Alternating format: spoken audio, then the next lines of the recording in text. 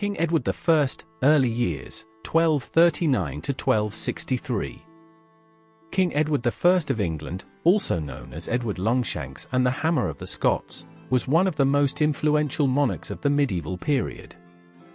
His early years, spanning from his birth in 1239 to his assumption of power in 1263, laid the foundation for his later accomplishments and shaped his character as a ruler. Let's explore Edward's formative years, his upbringing, political influences, and the key events that defined this phase of his life. Birth and family background. Edward was born on June 17, 1239, at the Palace of Westminster, to King Henry III of England and Eleanor of Provence. As the eldest son, he was heir to the English throne, a position that came with immense responsibility and expectations. His namesake, Edward the Confessor, reflected his father's reverence for the saintly king, whose legacy influenced Henry III's reign. Edward's early years were marked by the privilege of royal life, but also the tensions of a kingdom frequently beset by political unrest. Edward's birth came at a time of heightened tensions within the realm. King Henry III's reign was fraught with challenges, including disputes with the barons over royal prerogatives and the financial burdens of the monarchy. From a young age, Edward was exposed to the realities of governance through the lens of his father's struggles. Observing the delicate balance required to maintain authority amidst internal dissent and external threats gave Edward early insights into the complexities of ruling. Eleanor of Provence, Edward's mother, played a crucial role in his early upbringing. Known for her intelligence, diplomatic skills, and influence at court, Eleanor ensured that Edward and his siblings received a comprehensive education. Her Provençal heritage brought a touch of continental sophistication to the English court, exposing Edward to diverse cultural and intellectual traditions. Additionally, Eleanor's strong-willed nature and ability to navigate court politics likely served as a model for Edward's own political acumen. Edward's siblings further contributed to his formative environment. His sisters, Margaret and Beatrice, married into prominent European royal houses, strengthening England's diplomatic ties. These alliances provided Edward with opportunities to engage with continental politics from a young age, broadening his understanding of European diplomacy and statecraft. His younger brother, Edmund Crouchback, shared in their rigorous upbringing, fostering a sense of familial duty and collaboration that would persist throughout Edward's life. Education and upbringing. Edward's education was meticulously designed to prepare him for kingship. Tutors and mentors instilled in him the principles of chivalry, emphasizing honor, loyalty, and martial prowess. His training in the art of war included mastery of weaponry, strategy, and horsemanship, all of which would later define him as a formidable military leader. This focus on martial skills was complemented by lessons in governance, law, and diplomacy, ensuring that Edward developed a well-rounded understanding of his future responsibilities. The influence of his father, Henry III, was evident in Edward's exposure to architectural and cultural endeavors. Henry's passion for building projects, such as the reconstruction of Westminster Abbey, left a lasting impression on Edward. This early exposure to monumental architecture likely inspired Edward's later initiatives in fortifying castles and creating iconic structures that symbolized royal authority. Edward's religious education also played a significant role in shaping his character. Under the guidance of prominent clerics, he studied theology and scripture, fostering a deep sense of piety. This spiritual foundation not only influenced his personal beliefs but also informed his approach to governance. Edward's ability to leverage the church as a political ally while maintaining his authority would become a hallmark of his reign. Beyond formal education, Edward's upbringing included practical experiences that prepared him for leadership. As a young prince, he participated in courtly ceremonies, observed council meetings, and accompanied his father on royal progresses. These experiences allowed him to witness firsthand the intricacies of medieval governance, from negotiating with barons to managing disputes among the nobility. These lessons were invaluable in preparing him for the challenges he would later face as king. Early political influences. The political landscape of 13th-century England profoundly shaped Edward's early years. King Henry III's struggles with the barons over issues such as taxation and governance provided Edward with a front-row seat to the challenges of monarchy. The Provisions of Oxford, 1258, marked a turning point, as the barons demanded reforms to curtail royal authority and establish a council to oversee the king's decisions. Edward's role during this period was complex, as he navigated the tensions between supporting his father and engaging with reformist ideals. One of the most significant figures in Edward's political development was Simon de Montfort, Earl of Leicester. Initially a close ally of King Henry III, de Montfort later emerged as a leader of the baronial opposition. Edward's interactions with de Montfort were pivotal, exposing him to the dynamics of power struggles and the importance of balancing authority with the demands of the nobility. Although Edward's loyalties initially wavered, his eventual confrontation with de Montfort during the Barons' War solidified his resolve to uphold royal authority. Edward's travels across England and Europe further enriched his political education. These journeys exposed him to diverse governance systems and legal traditions, deepening his understanding of statecraft. His interactions with foreign courts, particularly in France and Castile, provided valuable insights into diplomacy and the complexities of international alliances. This exposure to a broader political landscape would later inform Edward's strategies as a ruler. Marriage to Eleanor of Castile. Edward's marriage to Eleanor of Castile in 1254 was both a political alliance and a personal partnership. The union strengthened ties between England and Castile, creating a strategic alliance that bolstered Edward's position on the European stage. The marriage also brought Edward into contact with the sophisticated culture of the Iberian Peninsula, influencing his tastes and broadening his perspective. Eleanor's role in Edward's life extended beyond that of a political consort. She was a trusted advisor and confidant, offering counsel on matters of governance and diplomacy.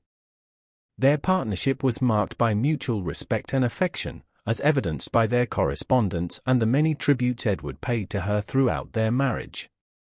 Eleanor's influence on Edward was profound, shaping his approach to leadership and reinforcing his commitment to family and duty.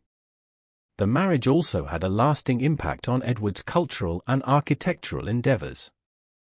Eleanor's Castilian heritage introduced him to new artistic and architectural styles, which he later incorporated into his own projects. The Eleanor crosses, erected by Edward in her memory after her death, stand as a testament to their enduring bond and his devotion to her legacy. Their marriage was a cornerstone of Edward's personal and political life, providing stability and strength during turbulent times. Military experience and the Barons' War. Edward's early military experiences were critical in shaping his leadership style and establishing his reputation as a warrior king. The Barons' War, 1264 to 1267, was a defining conflict in Edward's life, pitting royalist forces against the barons led by Simon de Montfort. Edward's initial capture at the Battle of Lewes in 1264 was a humbling experience, but his subsequent escape and decisive victory at the Battle of Evesham in 1265 demonstrated his resilience and strategic acumen. The Barons' War also highlighted Edward's ability to inspire loyalty among his troops and adapt to changing circumstances on the battlefield. His leadership during this conflict underscored his commitment to restoring royal authority and maintaining the integrity of the monarchy. These experiences laid the groundwork for his later military campaigns, including his conquests in Wales and Scotland. Beyond the battlefield, the Barons' War shaped Edward's understanding of governance. The conflict underscored the importance of balancing authority with the need for reform, a lesson that would inform his later efforts to strengthen the monarchy while addressing the demands of his subjects. Edward's military successes during this period solidified his reputation as a formidable leader and earned him the respect of both allies and adversaries. Crusading ambitions. The crusading spirit was a significant influence on Edward during his early years. In 1268, he took the cross, committing to participate in the Eighth Crusade. This decision reflected not only his devout faith but also his ambition to enhance his prestige on the international stage. Although his participation in the crusade would come later, the planning and preparation during his early years demonstrated his dedication to this cause. Edward's interest in the Crusades was shaped by his interactions with knights and nobles who had participated in earlier campaigns. These connections provided him with valuable insights into the logistical and strategic challenges of crusading, as well as the opportunities it presented for personal and political advancement. His commitment to the Crusades also reinforced his reputation as a pious and ambitious leader. The Crusades represented a synthesis of Edward's religious convictions and his desire for recognition on the global stage. Relationship with the Church. Edward's relationship with the Church was a defining aspect of his early years. Raised in a deeply religious environment, he developed a strong sense of piety and an understanding of the Church's influence in medieval society. His father's devotion to Edward the Confessor and his mother's piety further reinforced his spiritual formation. Throughout his early years, Edward demonstrated respect for ecclesiastical authority while also recognizing the Church's potential as a political ally. This pragmatic approach would later characterize his dealings with the clergy, as he sought to balance the interests of the Church with the needs of the monarchy. Edward's ability to navigate this complex relationship was a testament to his political acumen and strategic thinking. His religious education and early experiences with the Church helped shape his policies and interactions with religious institutions throughout his reign.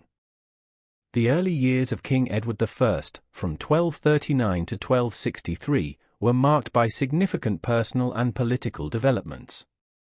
His education, marriage, military experiences, and exposure to the challenges of governance laid the groundwork for his future reign. These formative years shaped Edward into a complex and dynamic leader, whose legacy would be defined by his ambition, pragmatism, and enduring influence on the English monarchy. Edward's early years were not merely a prelude to his reign, but a critical period that forged the qualities that would define him as a king. His experiences as a prince navigating the turbulent political landscape of 13th-century England provided him with the skills and resilience needed to lead his kingdom through the challenges of his time. These formative years remain a testament to the enduring impact of early influences on the trajectory of a ruler's life. Thanks for listening. Like, comment, and subscribe to Medieval Chronicles 1066 for more journeys back to the Middle Ages. Stay curious.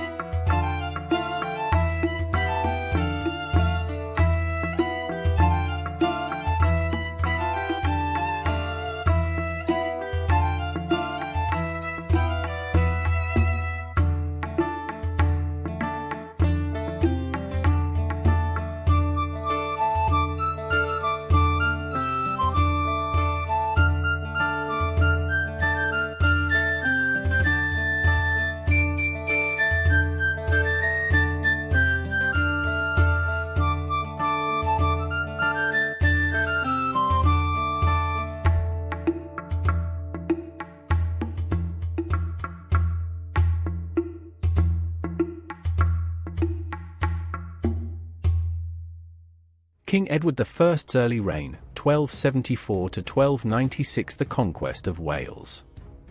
Llewellyn ap Gruffydd emerged from the Barons' War as the dominant leader in Wales, strengthening his control over vast territories and solidifying his rule as Prince of Wales. His authority was officially acknowledged in the Treaty of Montgomery in 1267, which granted him control over lands he had seized in the Forcantrefs of Perfedwlad. However, this diplomatic success did little to ease tensions with the powerful Marcher lords, including the Earl of Gloucester, Roger Mortimer, and Humphrey de Bohun, 3rd Earl of Hereford. These influential figures saw Llewellyn's growing power as a direct threat to their own territorial interests, leading to ongoing skirmishes and disputes. This hostility was further exacerbated by centuries of Anglo-Welsh conflicts, making long-term peace unattainable. Llewellyn's increasing assertion of independence, combined with his efforts to consolidate Welsh rule, positioned him as a formidable adversary to English expansionist ambitions. Edward I's motivations for the Welsh campaign. Edward I was a determined and ambitious monarch who sought to consolidate his rule over Britain. His campaign in Wales was part of a broader strategy to strengthen the English monarchy by securing its borders and eliminating threats. He viewed Llewellyn's refusal to do homage as an act of defiance and a challenge to royal authority. Additionally, Edward sought to secure vital trade routes and ensure the stability of his realm by bringing Wales under direct English control. His military background, including participation in the Ninth Crusade, had shaped his tactical approach and his belief in absolute rule, which played a crucial role in his decision to launch the Welsh campaign. Furthermore, Edward sought to establish a precedent for dealing with semi-independent territories, setting the stage for his later campaigns in Scotland and Ireland. The economic and political significance of Wales. Wales was not only a military target but also an economically valuable territory. Rich in natural resources, particularly timber and minerals, Wales had the potential to strengthen the English economy. Control over Welsh ports would allow England greater influence over trade routes in the Irish Sea, further integrating Wales into the English economic system. Additionally, the control of Wales allowed Edward to implement his feudal policies more effectively, ensuring loyalty through land grants and military service. Internal struggles and English provocation. Despite his outward strength, Llewellyn's leadership faced internal instability. In 1274, his own brother, Dafydd, alongside the influential Welsh Lord Gruffydd ap Gwenwyn of Powys, attempted to assassinate him. When their plot failed, they sought refuge in England, gaining protection from King Edward I. Llewellyn regarded this as an outright betrayal, further exacerbated when Edward provided sanctuary and support to his enemies. When Edward demanded Llewellyn's formal homage, the Welsh prince refused, citing Edward's harbouring of his adversaries as just cause. This diplomatic standoff escalated when Llewellyn sought to marry Eleanor de Montfort, the daughter of Simon de Montfort the Elder, a former rebel against the English monarchy. Edward viewed this alliance as an act of defiance and a direct challenge to his authority, pushing tensions to a breaking point. The role of the Church in the conquest. The Church played a significant role in Edward's campaign against Wales. While some clergy attempted to mediate peace, others supported Edward's efforts to bring Wales under English control. The Archbishop of Canterbury, John Peckham, sought to negotiate a resolution between Llewellyn and Edward, but his efforts failed. Edward also used the Church as a tool of assimilation, ensuring that English bishops replaced Welsh religious leaders and that ecclesiastical structures were aligned with English governance. Monasteries became centres of English influence, and the Church was used as a means to suppress Welsh cultural identity and reinforce English authority. Additionally, the construction of new churches and the reorganisation of dioceses were instrumental in extending English control into all aspects of Welsh life. Edward's first campaign, 1276 to 1277. By November 1276, negotiations had failed, and Edward declared war on Llewellyn. His military strategy was swift and overwhelming. Experienced commanders such as Roger Mortimer, Edmund, Earl of Lancaster, and William de Beauchamp spearheaded the English campaign, systematically isolating Llewellyn from his allies. By July 1277, Edward had assembled a force of 15,500 troops, including 9,000 Welsh soldiers loyal to the English crown. Despite the size of the force, Llewellyn was unable to muster sufficient resistance, and large-scale battles were avoided.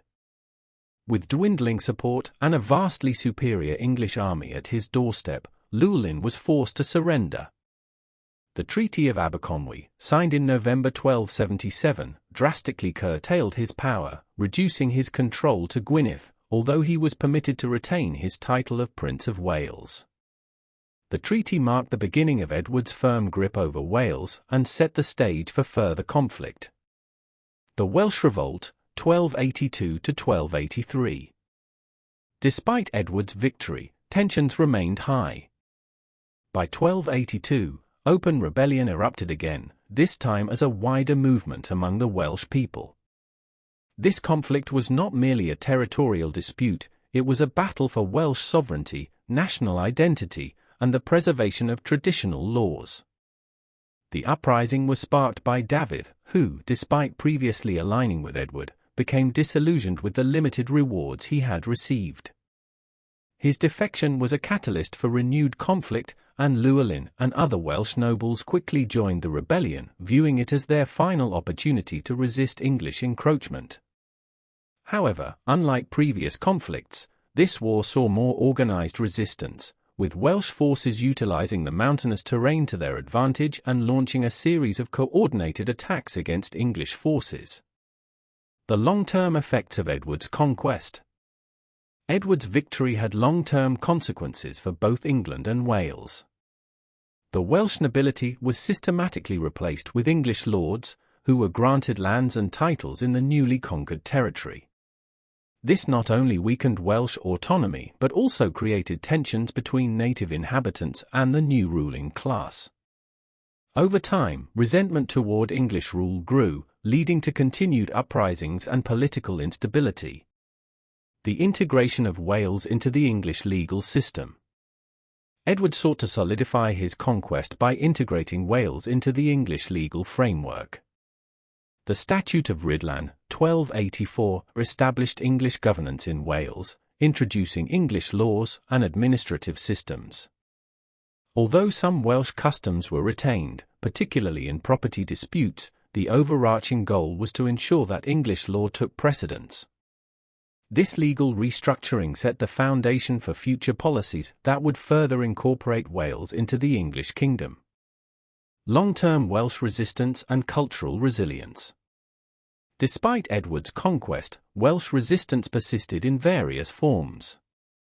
Cultural resilience remained strong, with Welsh poets and bards preserving national identity through storytelling and music.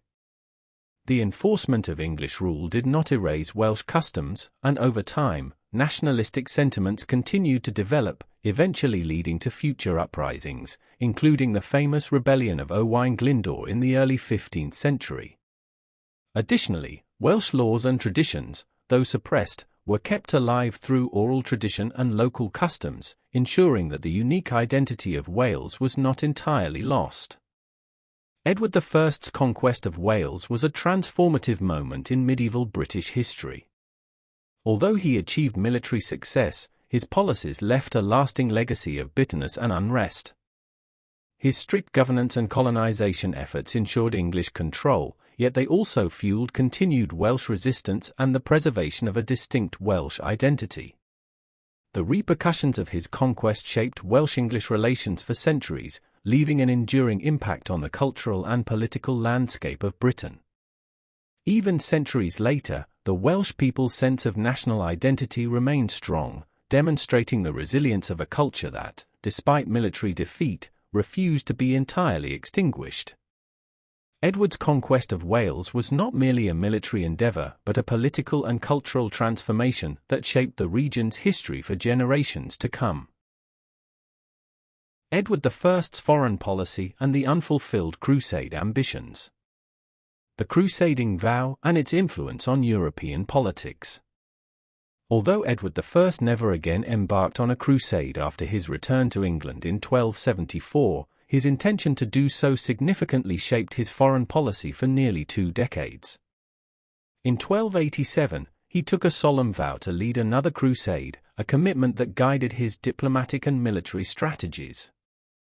His vision of a renewed European-wide crusade depended on stability among the great powers of the continent, as internal conflicts between European sovereigns would divert resources and attention away from the Holy Land.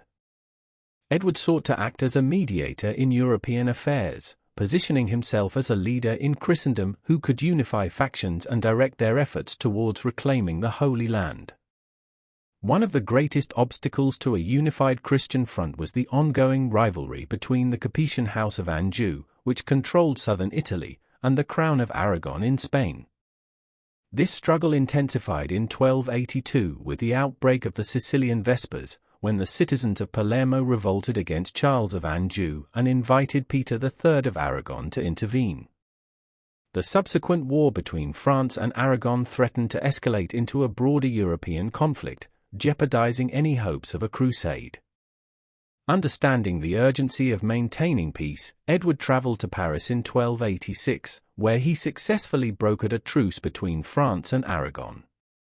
This agreement secured the release of Charles of Anjou's son, Charles of Salerno, and temporarily averted a large-scale war. Despite Edward's diplomatic efforts, his crusading ambitions ultimately came to nothing. The final blow to his plans came in 1291 when the Mamluks captured Acre, the last Christian stronghold in the Holy Land. This event marked the effective end of the Crusader states and shattered any realistic hope of launching a new campaign in the near future. With the loss of Acre, Edward redirected his focus towards securing his own territories and strengthening England's position in continental affairs. Edward also sought papal support for his crusading ambitions, maintaining correspondence with Rome to secure spiritual and financial backing. However, the papacy, preoccupied with European disputes and its own consolidation of power, proved reluctant to commit significant resources to another crusade. The lack of unified support further diminished the feasibility of Edward's plans, leaving him unable to fulfill his oath. Edward I's rule in Gascony and the challenge of French overlordship. Edward was deeply involved in the administration of his Duchy of Gascony, a valuable yet precarious English possession within the French kingdom. His rule there was marked by repeated challenges to his authority and ongoing tensions with the French crown. To ensure effective governance, he assigned trusted officials such as Otto de Grandson and Chancellor Robert Burnell to investigate Gascon affairs. This inquiry led to the replacement of the Seneschal Luc de Tanny in 1278, reflecting Edward's commitment to maintaining stability and efficiency in the duchy. In 1286, Edward personally travelled to Gascony, where he remained for nearly 3 years to oversee the administration of his lands. His time there was marked by an extraordinary event in 1287 when he suffered a near-fatal accident. While standing in a tower, the floor collapsed beneath him, sending him plummeting 80 feet. He sustained a broken collarbone and was confined to bed for months. Several others did not survive the fall. Upon his recovery, Edward ordered the expulsion of the local Jewish population from Gascony, seemingly as a thank-offering for his survival. This act was consistent with his broader policy of expelling Jews from England in 1290, reflecting both personal piety and political considerations. The greatest challenge to Edward's rule in Gascony was the complex feudal relationship between the duchy and the French crown. As Duke of Gascony, Edward was a vassal of the French king, which often placed him in a subservient position in diplomatic affairs. In 1286, he had paid homage to the new French king, Philip IV, in recognition of this feudal bond. However, tensions escalated in 1293 when a dispute over piracy led to open hostilities between England and France. English, Gascon, Norman, and French sailors engaged in acts of maritime aggression, culminating in the English seizure of several French ships and the sacking of the port of La Rochelle. In response, Edward's brother, Edmund Crouchback, attempted to negotiate peace by allowing Philip IV to temporarily occupy Gascony's chief fortresses as a gesture of goodwill. However, Philip refused to relinquish control of these strongholds, effectively annexing Gascony. When Edward refused to appear before Philip in Paris to settle the matter, the French king formally declared the duchy forfeit. This act provoked Edward into a prolonged and costly war to reclaim his lost territories. Edward's difficulties in Gascony highlighted the limitations of England's position in France. His reliance on diplomacy, strategic marriages, and military alliances proved insufficient to counter Philip IV's expansionist policies. This struggle underscored the challenges of medieval kingship, where even the most powerful rulers had to navigate intricate feudal obligations. Edward's engagement with the Mongols. During this period, Edward maintained diplomatic communications with the Mongol Ilkhanate in Persia. These interactions had begun during his earlier crusade, when he explored the possibility of forming an alliance against their common Muslim enemies. Even after his return to England, he continued to correspond with the Mongol court in hopes of securing military cooperation for a future crusade. While residing in Gascony in 1287, Edward hosted Mongol envoys at his court. Among them was the Nestorian Christian monk Rabban Bar Soma, who recorded a detailed account of their meeting. This diplomatic exchange reaffirmed Edward's interest in Mongol-Christian relations and the potential for a joint campaign in the East. In 1289 and 1290, further Mongol embassies arrived in Europe with proposals from Ilkhan Abaka, offering to supply horses and support for a renewed Christian offensive in the Holy Land. Despite these overtures, Edward was unable to act on them. His financial and military resources were stretched thin by the conflicts in Gascony and Wales, and he lacked the necessary papal authorization to launch a new crusade. Nevertheless, his decision to send Geoffrey of Langley as an ambassador to the Mongols demonstrated his serious consideration of their proposals. The death of Eleanor of Castile and its impact on Edward. On the 28th of November, 1290, Edward suffered a profound personal loss when his beloved wife, Eleanor of Castile, passed away. Their marriage had been one of mutual affection and respect, and Edward remained devoted to her throughout their time together. Her death deeply affected him, and he expressed his grief through an extraordinary act of memorialization. Edward ordered the construction of 12 grand stone crosses, known as the Eleanor Crosses, to mark the locations where her funeral procession stopped on its journey from Lincoln to Westminster Abbey. These crosses, some of which still stand today, were among the most elaborate and enduring monuments of medieval England. His public display of mourning reinforced the image of Edward as a ruler who valued loyalty and personal devotion, traits that had defined his reign. The Anglo-French War and the Treaty of Montreal. In 1294, the ongoing tensions between England and France erupted into war following a series of naval skirmishes between English and Norman privateers.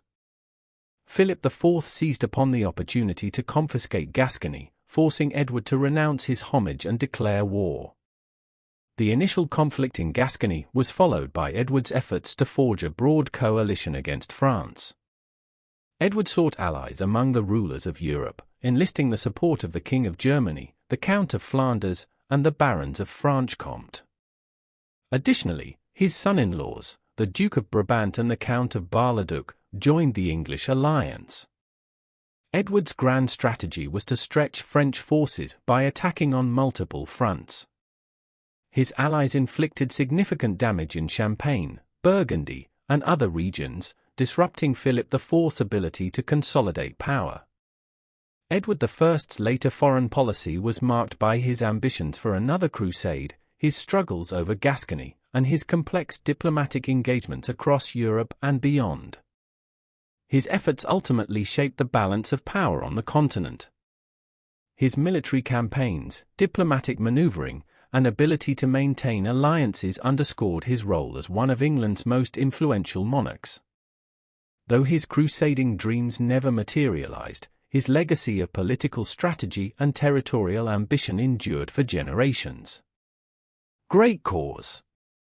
By the 1280s, the relationship between England and Scotland was largely one of peaceful coexistence. Unlike in Wales, where the issue of homage was a source of contention, Scotland's position regarding homage to the English crown did not create as much controversy. In 1278, King Alexander III of Scotland formally paid homage to King Edward I of England. However, the nature of this homage was specific. Alexander acknowledged Edward only for the lands he held in England, rather than recognizing Edward as his feudal overlord for Scotland itself. This distinction kept relations relatively stable, as it allowed Scotland to maintain its independence while still acknowledging the superior power of England in a limited capacity. Background on Anglo-Scottish relations prior to the 1280s. The relationship between England and Scotland had historically been shaped by periods of both conflict and alliance. Earlier in the Middle Ages, the two nations had clashed over territorial disputes, but also engaged in intermarriages among their royal families to maintain diplomacy. The Treaty of Falaise in 1174 had placed Scotland under English overlordship after King William I of Scotland was captured at the Battle of Alnwick. However, the treaty was nullified in 1189 when Richard the Lionheart sold Scottish independence back to William to fund his crusades. This historical precedent of fluctuating power dynamics influenced later interactions between the two realms. Scotland's position as an independent kingdom was often tested by its more powerful southern neighbour. Although territorial disputes were common, trade between the two nations flourished, and cultural exchanges were frequent. The Scottish nobility often had ties to English landowners through marriage, and there were periods of mutual cooperation. However, the idea of English overlordship remained a sensitive issue, with Scottish kings maintaining their independence while acknowledging the influence of England in certain affairs. Political and economic landscape of Scotland in the late 13th century. During the late 13th century, Scotland was a prosperous kingdom with a strong feudal system. The nobility held extensive landholdings, and the economy was bolstered by trade with European countries such as France, Norway, and the Low Countries. Scottish towns like Berwick-upon-Tweed thrived as commercial centres, with merchants trading goods such as wool, hides, and fish. Scotland's economy was largely agrarian, with rural communities engaged in farming and livestock rearing.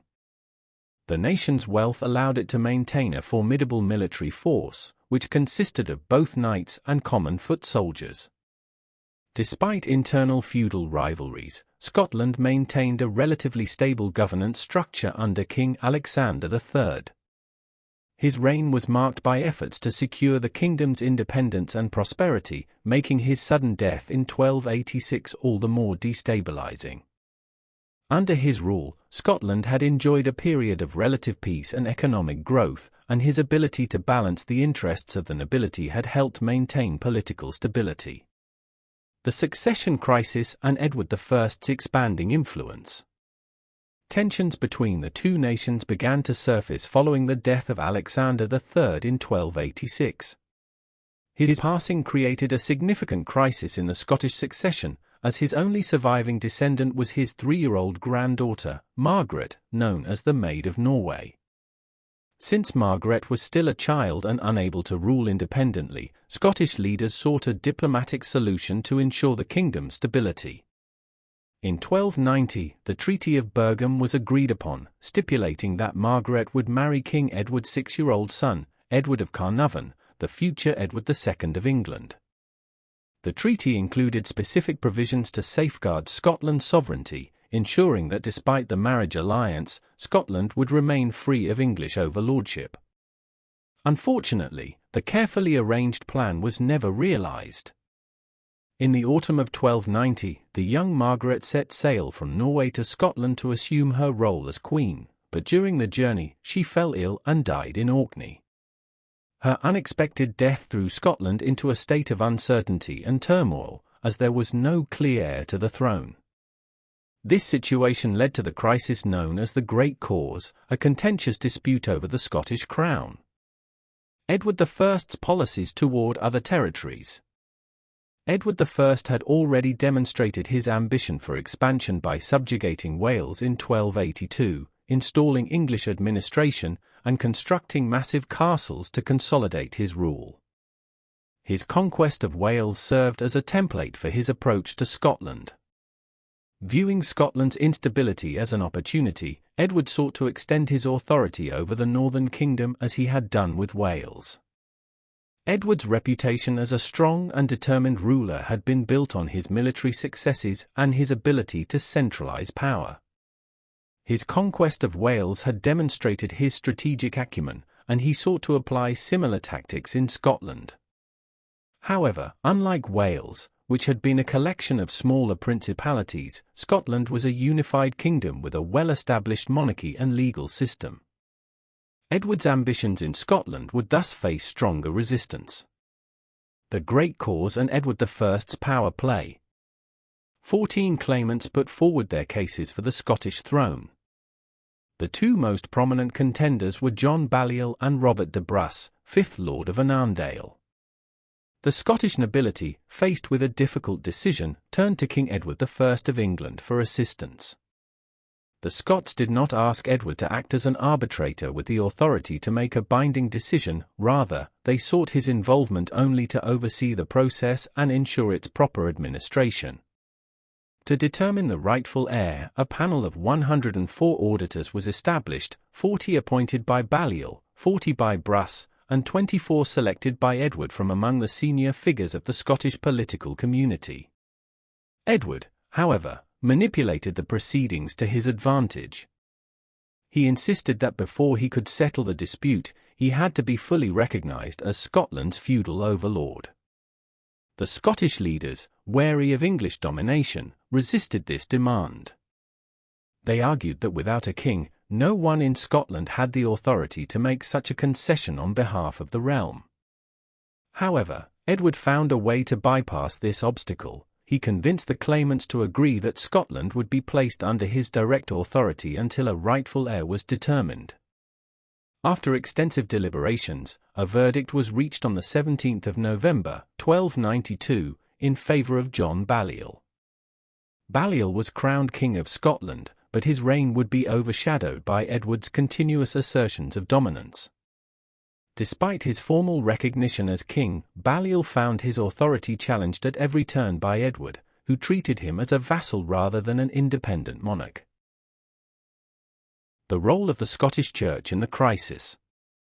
The Scottish Church played a significant role in the unfolding conflict.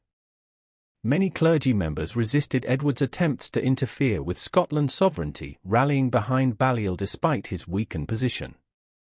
The Church's influence in Scottish politics and its alignment with nationalist sentiments helped fuel resistance against English encroachment. Scottish resistance and the Old Alliance. The breaking point came when Edward ordered the Scottish magnates to provide military service for his campaign against France. The Scots, unwilling to be drawn into England's conflicts, refused and instead sought an alliance with France, formalising the Old Alliance in 1295. Outraged by Scotland's defiance, Edward launched a full-scale invasion in 1296. His forces swiftly captured Berwick-upon-Tweed, a vital Scottish port town. The attack on Berwick was particularly brutal, with Edward's army massacring thousands of civilians in a show of force designed to intimidate the Scots into submission. Following this, at the Battle of Dunbar, the Scottish resistance was decisively crushed. The impact of Edward's policies. Edward I's actions in Scotland marked the beginning of a long and bitter conflict that would define Anglo-Scottish relations for generations. His aggressive policies not only alienated the Scots but also laid the foundation for the Wars of Scottish Independence. The resistance movement, spearheaded by figures like William Wallace and Robert the Bruce, would transform the struggle into a full-scale war for national independence. Edward's heavy-handed tactics ultimately fueled Scottish nationalism and cemented Scotland's resolve to resist English domination for years to come. Thanks for listening. Like, comment, and subscribe to Medieval Chronicles 1066 for more journeys back to the Middle Ages. Stay curious.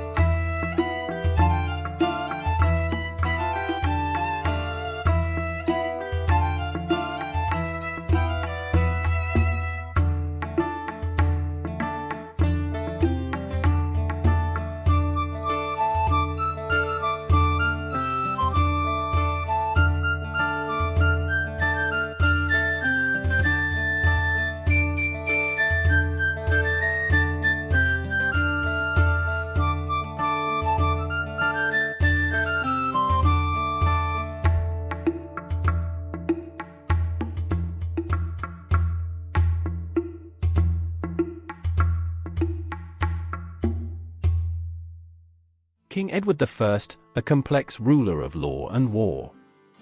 The temperament of a monarch. King Edward I of England, often referred to as Edward Longshanks, was known for his formidable personality and commanding presence. Historical records and anecdotes illustrate a ruler who was both feared and respected, his temperament veering between moments of extreme fury and instances of paternal gentleness. His reputation for a fierce and sometimes unpredictable temper is well documented.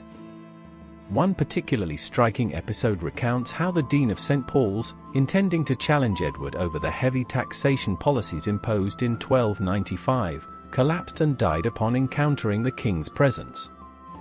The sheer force of Edward's personality was enough to intimidate even those who occupied high religious and political offices. Similarly, a 14th-century chronicler attributed the death of Archbishop Thomas of York to the king's harsh treatment.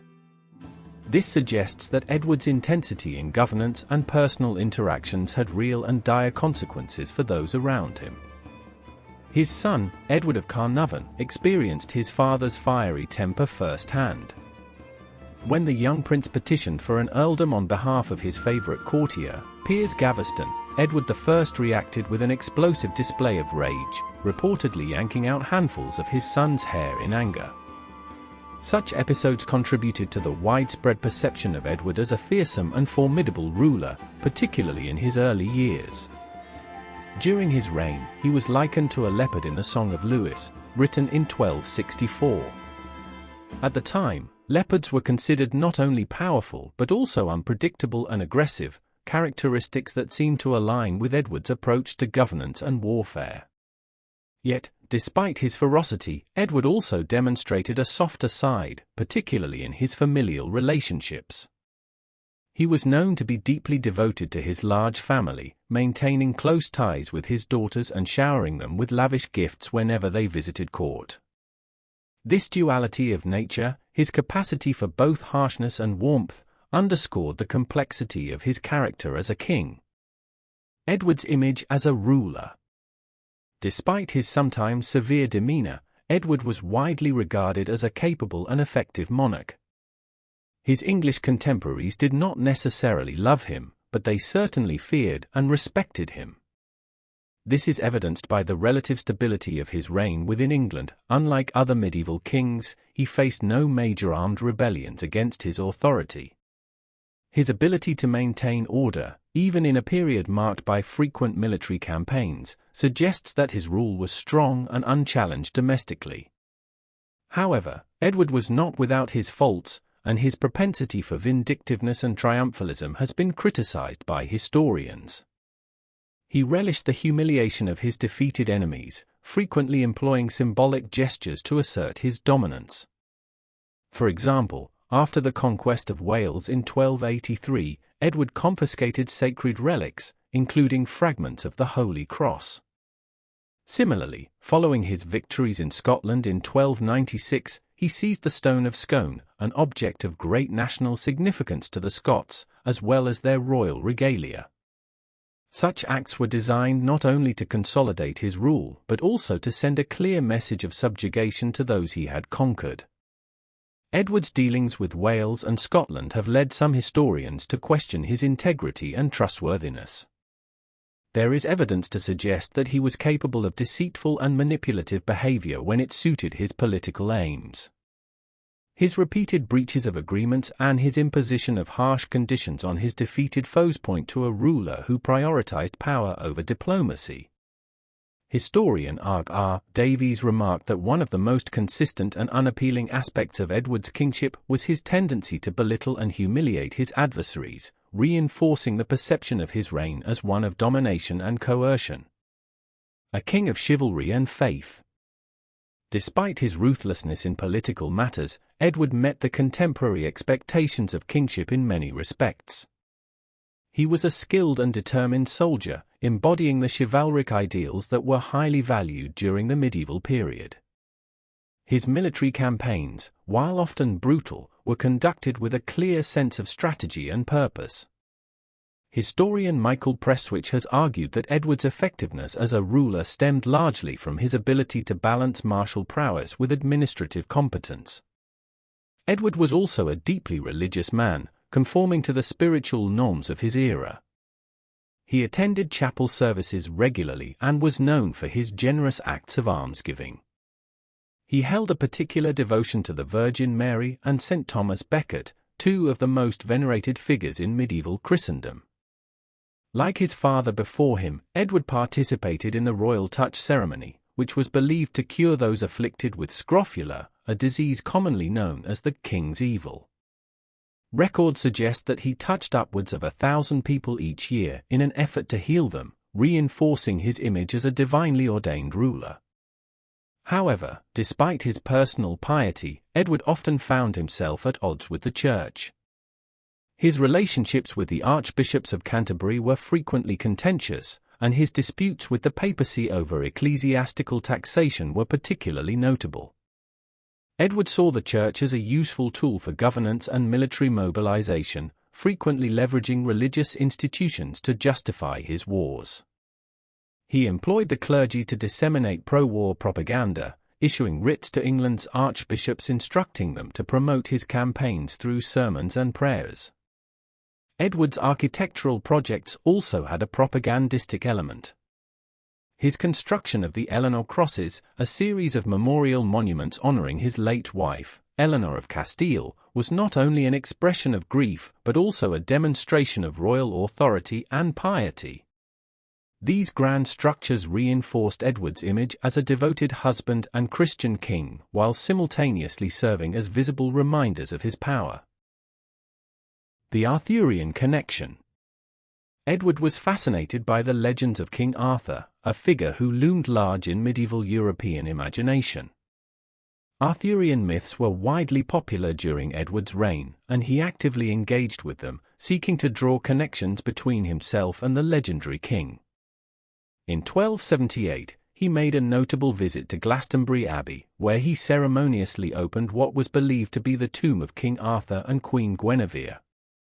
The event was a carefully orchestrated display meant to associate Edward with the mythic legacy of Britain's greatest ruler. His interest in Arthurian lore extended beyond symbolic gestures. After his conquest of North Wales, Edward claimed to have recovered Arthur's crown from the Welsh prince Llewellyn ap Gruffydd. Additionally, his ambitious castle-building campaign in Wales incorporated Arthurian themes, strategically placing fortresses in locations tied to the legends. By doing so, Edward sought to weave himself into the fabric of British mythology, reinforcing his rule over the newly subjugated territories. Edward even staged grand events styled after Arthurian traditions. In 1284 and again in 1302, he hosted elaborate round-table tournaments, featuring jousting, feasting, and celebrations reminiscent of the legendary court at Camelot. Chroniclers of the time compared Edward's court to that of King Arthur, further legitimizing his reign in the eyes of his subjects. However, Edward's engagement with Arthurian myths was not purely driven by admiration for the tales. He also used them as a political tool, particularly in Wales, where the legend of Arthur's return was a powerful symbol of resistance against English rule. By co-opting the myths and positioning himself as Arthur's successor, Edward sought to undermine Welsh hopes of reclaiming independence. This strategic use of mythology exemplifies the calculated nature of Edward's kingship, his ability to manipulate cultural narratives to consolidate his authority. King Edward I was a monarch of great complexity, fierce yet familial, ruthless yet chivalric, deeply pious yet politically pragmatic. His reign was marked by military conquests, legal reforms, and a profound sense of personal authority. While his temper and harsh treatment of adversaries left a lasting impression, his ability to govern effectively ensured that he was respected, if not always loved, by his subjects. Edward's legacy endures as that of a formidable king whose reign shaped the course of English and British history in profound ways. Administration and the law under Edward I. The restoration of royal authority. Upon his ascension to the throne in 1272, Edward I undertook an ambitious campaign to restore royal authority and order following the turbulent reign of his father, Henry III. Edward recognized that the stability of his reign depended on effective governance, and he swiftly moved to reorganize and reform administrative structures. One of his first significant actions was the comprehensive overhaul of key administrative personnel, ensuring that those in positions of power were both loyal and competent. Among the most crucial of these appointments was that of Robert Burnell as Chancellor in 1274. Burnell, a trusted confidant of Edward, would go on to serve in this capacity until his death in 1292, shaping much of the legal and administrative landscape of the realm. Under Burnell's guidance, the administration was revitalized, and a more effective system of governance was implemented.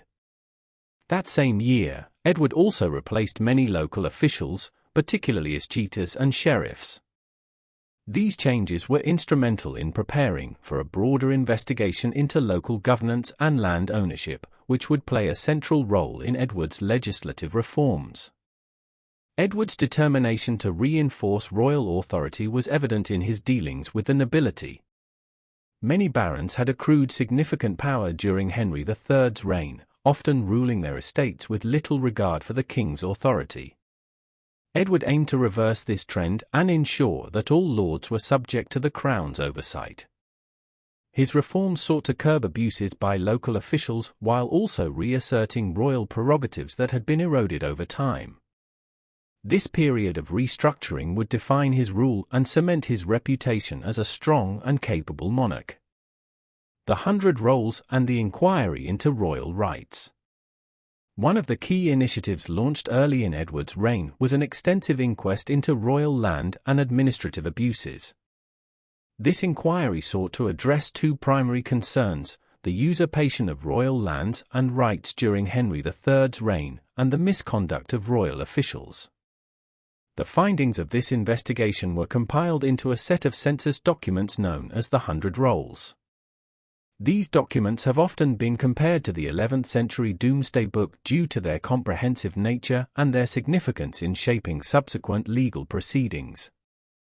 The 100 Rolls served as the foundation for a series of legal inquiries known as the Quo Warranto proceedings.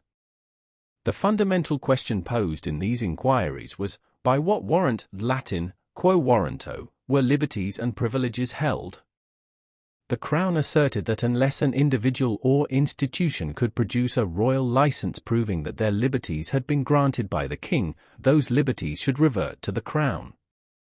This argument was largely based on the legal doctrines of Henry de Bracton, a 13th-century legal scholar whose writings significantly influenced English law.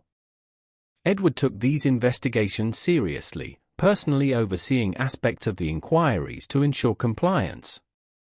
His approach was meticulous, with officials sent across the realm to collect evidence and record claims to various rights and privileges. The information gathered through the 100 Rolls allowed the Crown to take direct action against those who had unlawfully acquired lands or assumed privileges that did not have proper authorization.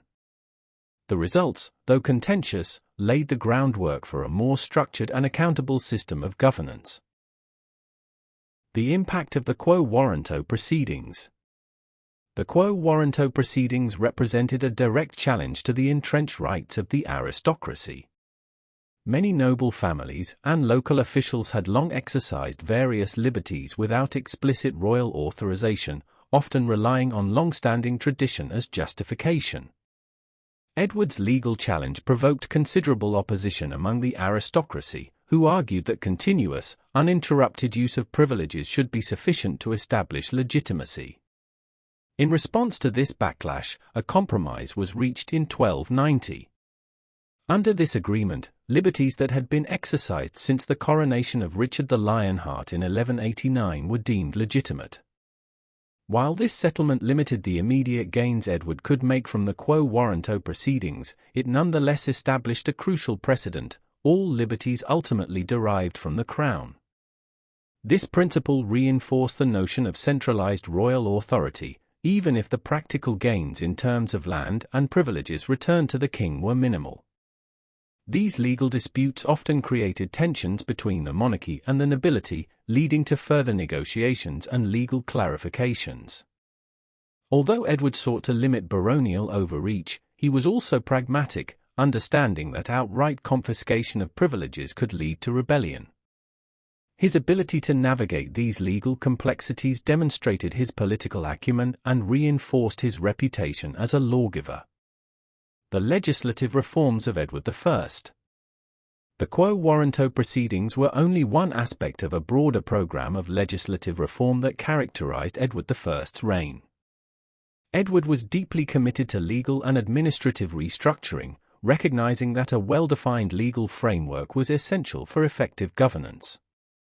His legislative initiatives built upon earlier reform efforts, such as the Statute of Marlborough, 1267, which incorporated elements of the provisions of Oxford and the dictum of Kenilworth. One of the first major statutes issued by Edward was the First Westminster, 1275. This statute sought to assert royal prerogative by outlining restrictions on local liberties and reinforcing the authority of the monarchy. It was followed by the Statute of Gloucester, 1278, which further challenged baronial rights by reviving the system of general heirs, royal justices who travelled throughout the realm to hear cases, and significantly increasing the number of Quo Warranto cases being heard. Another important statute was the Statute of Mortmain, 1279, which addressed the issue of land grants to the Church. In an effort to curb the growing accumulation of land by religious institutions, often done to avoid feudal obligations. This statute restricted the ability of landowners to transfer property to the church without royal approval. By doing so, Edward ensured that land remained subject to feudal duties and that the Crown maintained control over land ownership. The Second Westminster, 1285, further expanded on previous legislative efforts. One of its most significant clauses, de donis conditionalibus, dealt with the settlement of land within families, ensuring that land granted with specific conditions remained within the designated lineage. This was crucial in regulating inheritance practices and preventing land from being freely alienated. Edward also sought to strengthen economic regulation through legislation such as the Statute of Merchants, 1285, which provided clear rules for the recovery of debts. This statute was instrumental in fostering commercial stability by ensuring that merchants had legal recourse in cases of unpaid debts. Additionally, Edward implemented the Statute of Winchester, 1285, which aimed to enhance law enforcement and local security. This statute reinforced the system of local policing, requiring communities to take collective responsibility for maintaining order and apprehending criminals. It also mandated regular mustering of able-bodied men to ensure they were prepared to respond to breaches of the peace. In 1290, Edward issued two critical statutes, Quo Warranto and Quia Emptors. While Quo Warranto focused on clarifying the legitimacy of liberties, Quia Emptors addressed disputes over land ownership. This statute sought to prevent the problematic practice of subinfeudation, in which landowners granted portions of their land to tenants who, in turn, granted it to others, leading to confusion over feudal obligations. By stipulating that all land sales had to be direct transfers, Quia Emptors simplified land tenure and reinforced feudal hierarchies. The end of the legislative era.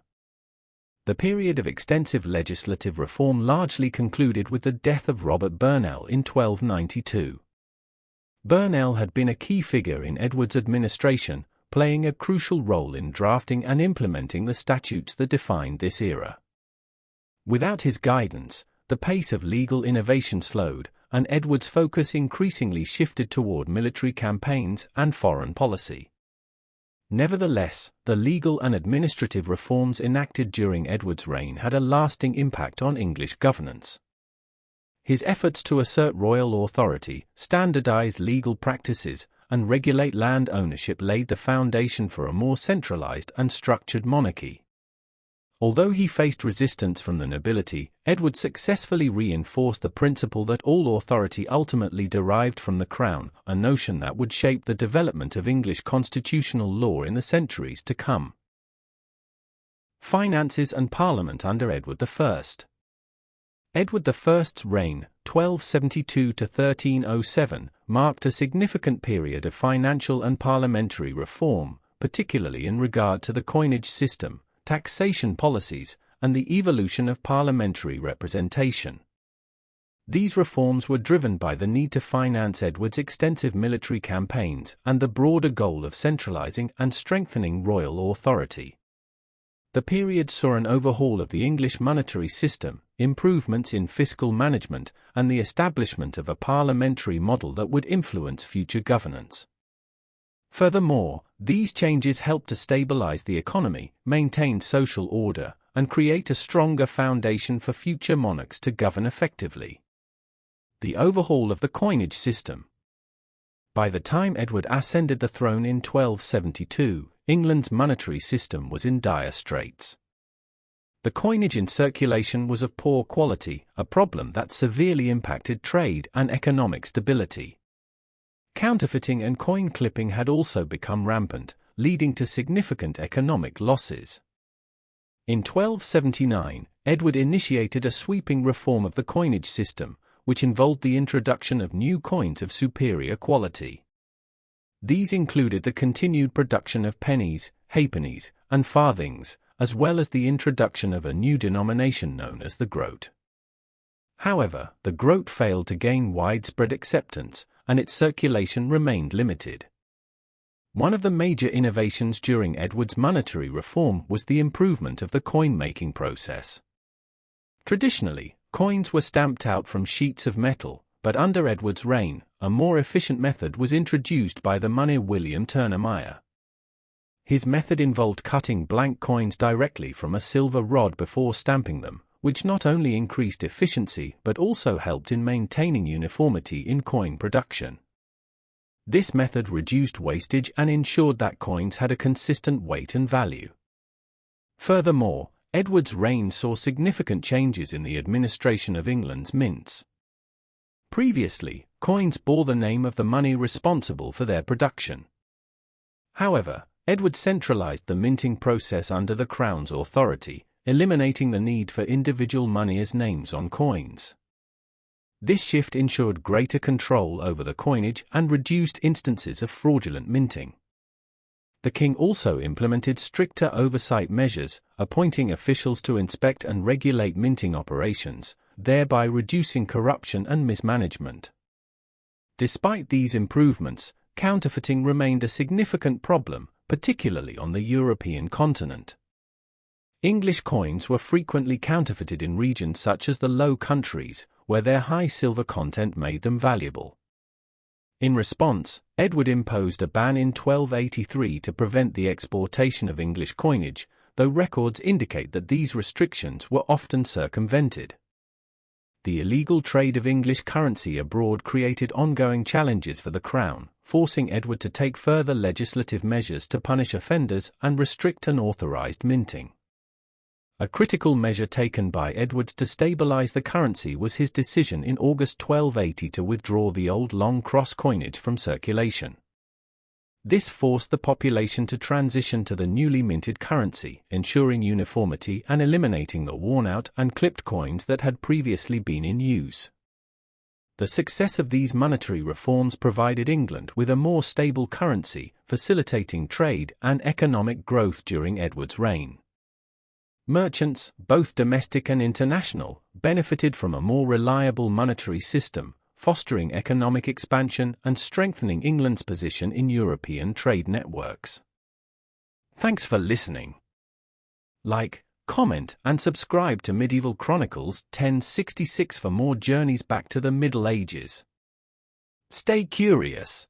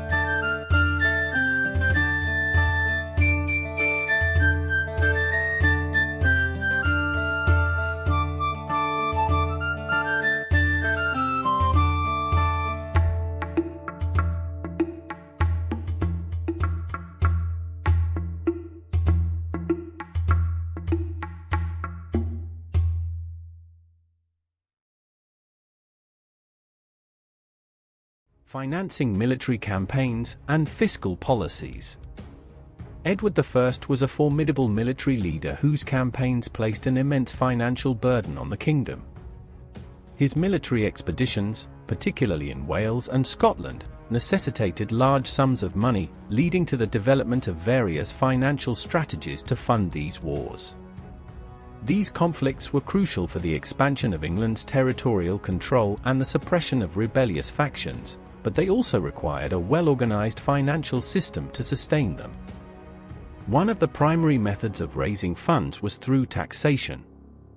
Edward introduced lay subsidies, which were taxes levied on a fraction of the movable property owned by all non-clerical individuals. These subsidies were an essential source of revenue, helping to cover the costs of war. While previous monarchs had used such taxes sparingly, Edward increased their frequency and efficiency. Whereas Henry III, Edward's predecessor, had collected only 4 such subsidies during his reign, Edward successfully collected 9, reflecting his ability to harness financial resources more effectively. His ability to secure financial backing from his subjects demonstrated his political acumen and his understanding of the necessity of sustainable revenue streams for long-term military success. In addition to taxation, Edward secured revenue through customs duties. Wool was England's most valuable export, and in 1275, Edward negotiated an agreement with domestic merchants that imposed a permanent duty on wool exports. This duty provided a consistent and significant revenue stream for the crown. In 1303, he reached a similar agreement with foreign merchants, granting them specific rights and privileges in exchange for financial contributions. These agreements reinforced England's dominance in the wool trade, strengthening its economy and ensuring continued revenue flow to support military and administrative expenses. To further bolster his finances, Edward relied on Italian banking houses, particularly the Riccardi of Lucca. The Riccardi acted as moneylenders to the crown, managing the revenues from customs duties and providing loans to fund military campaigns. Their financial support was instrumental in sustaining Edward's wars in Wales. However, this relationship came to an abrupt end when war broke out between England and France. The French king confiscated the Riccardi's assets, leading to their bankruptcy and forcing Edward to seek alternative financiers. He subsequently turned to another prominent banking family, the Frescobaldi of Florence, who assumed the role of royal moneylenders and continued to support the crown's fiscal needs. The reliance on foreign bankers highlights the complexity of medieval finance and the necessity of international financial networks in supporting a powerful monarchy. Beyond seeking financial support externally, Edward also took steps to secure financial independence for his wife, Queen Eleanor. By allowing Eleanor to build her own income sources, Edward reduced the financial strain on the royal treasury and ensured that the Queen had an independent financial standing. Eleanor's estates and revenues contributed to the crown's wealth and provided her with the means to support charitable and administrative endeavours independently. The development of Parliament. Edward I is often credited with shaping the English parliamentary system in a way that would have lasting implications for governance. Throughout his reign, he convened Parliament regularly, utilizing it as a tool to legitimize taxation and implement policy decisions. By fostering a more inclusive and structured parliamentary system, Edward reinforced the legitimacy of royal decisions and facilitated broader political participation. One of the most significant developments occurred in 1295 when Edward summoned what would later be known as the Model Parliament. This assembly marked a turning point in parliamentary representation. Previously, the participation of commoners in Parliament had been sporadic and largely symbolic, with their role limited to assenting to decisions made by the nobility. However, in the 1295 Parliament, Edward included representatives from both the counties and boroughs. Specifically, 2 knights from each county and 2 representatives from each borough were summoned to attend. What distinguished the 1295 Parliament from its predecessors was the authority granted to these representatives. Rather than merely attending to listen and approve decisions, they were summoned with full authority, plena potestas, to represent their respective communities. This meant that their assent to decisions carried the weight of their entire constituency, marking a shift towards a more representative form of governance. This shift laid the groundwork for the emergence of a structured parliamentary system that would continue to evolve in the following centuries. The significance of this development lay in its impact on taxation. By involving a broader spectrum of society in the decision-making process, Edward was able to secure widespread consent for lay subsidies. This legitimized his ability to levy taxes, ensuring that financial contributions were not seen as arbitrary impositions by the Crown but rather as collective decisions made in Parliament. The Model Parliament was a crucial step toward institutionalizing parliamentary governance and the eventual development of a constitutional monarchy. Edward I's reign was marked by significant financial and parliamentary developments that had lasting consequences for England. His overhaul of the coinage system ensured a more stable and reliable currency, facilitating trade and economic stability. The financial strategies he employed, including taxation, customs duties, and reliance on Italian bankers, allowed him to sustain his extensive military campaigns, although they also placed a heavy financial burden on the kingdom. Edward's reforms in Parliament laid the groundwork for a more representative system of governance, influencing the future structure of English politics and reinforcing the role of Parliament in decision-making. Parliament and the expulsion of the Jews. Edward I's policy towards the English Jewish community played a central role in shaping his financial dealings with Parliament until 1290. Unlike Christians, Jews were legally permitted to charge interest on loans, a practice known as usury. This distinction placed them in a unique economic position but also exposed them to hostility, particularly from the Christian Church, which grew increasingly intolerant of both Judaism and the practice of moneylending. Edward, like previous English monarchs, regarded Jews as his personal property, meaning he could tax them at will and utilize their financial services for his benefit. This legal status made them a primary target for royal taxation and manipulation, which contributed to their eventual expulsion. One of the major reasons for their persecution was the growing resentment over the transfer of wealth facilitated by Jewish moneylending. Many landowners borrowed money from Jewish lenders, and as a result, when they were unable to repay their debts, Jewish creditors could seize their land. To counter this, Edward's government heavily taxed the Jewish community, often forcing them to sell their debt bonds at significantly reduced prices. The Crown then acquired these debts, leading to vast transfers of land from indebted landowners to royal courtiers and even to Edward's own wife, Eleanor of Provence. This financial exploitation fostered widespread animosity towards both Jews and the Crown. In response to the mounting discontent in Parliament and among his subjects, Edward took legislative action against Jewish moneylending. In 1275, he issued the Statute of the Jury, which prohibited Jews from charging interest on loans. The statute aimed to compel them to adopt alternative professions, such as trade or agriculture, but these occupations were largely closed to them due to guild restrictions and societal prejudice. The statute effectively curtailed their main means of livelihood, further marginalizing the Jewish population.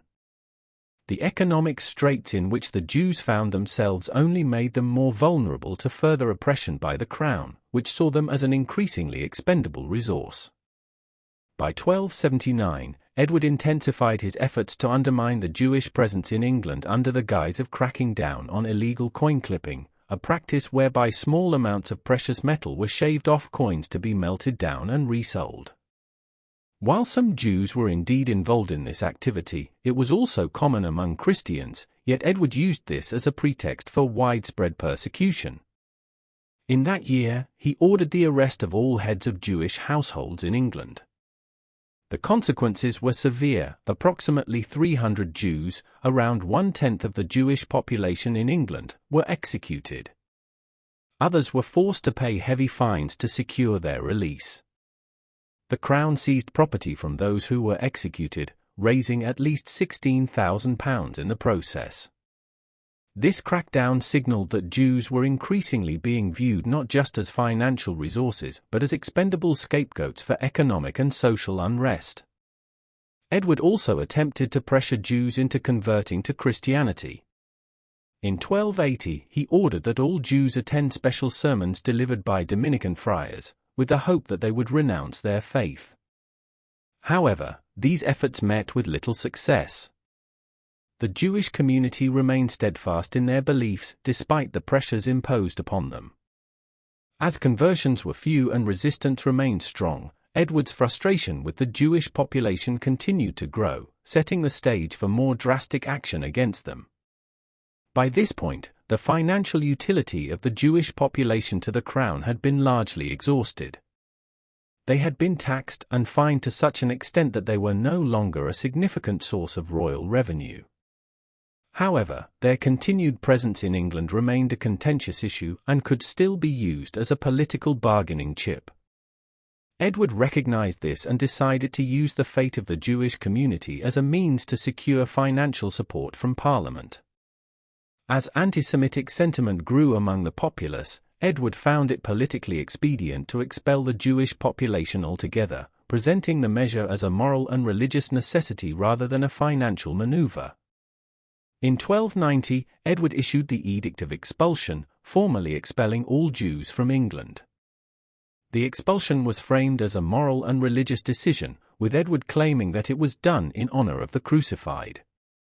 However, the reality was that it was a political maneuver designed to secure a substantial financial grant from Parliament. In exchange for issuing the edict, Edward received a lay subsidy of £110,000, the largest amount granted in the medieval period. This substantial sum of money suggests that the expulsion was less about religious piety and more about political expediency and financial gain. Parliament saw the Jewish community as a disposable asset, and their removal became a means of consolidating control and wealth among the ruling elite. The expulsion itself was brutal and chaotic. Jewish families were given little time to arrange their affairs before being forced to leave the country. Many were dispossessed of their property and belongings, while others faced attacks during their departure. Some Jews perished in the October storms while crossing the Channel to France, and others fell victim to piracy. The crown seized Jewish property and redistributed it through a series of sales and grants, benefiting courtiers, royal officials, and members of the king's family. In total, 85 grants of Jewish property were made, further consolidating wealth within the royal court and rewarding Edward's supporters.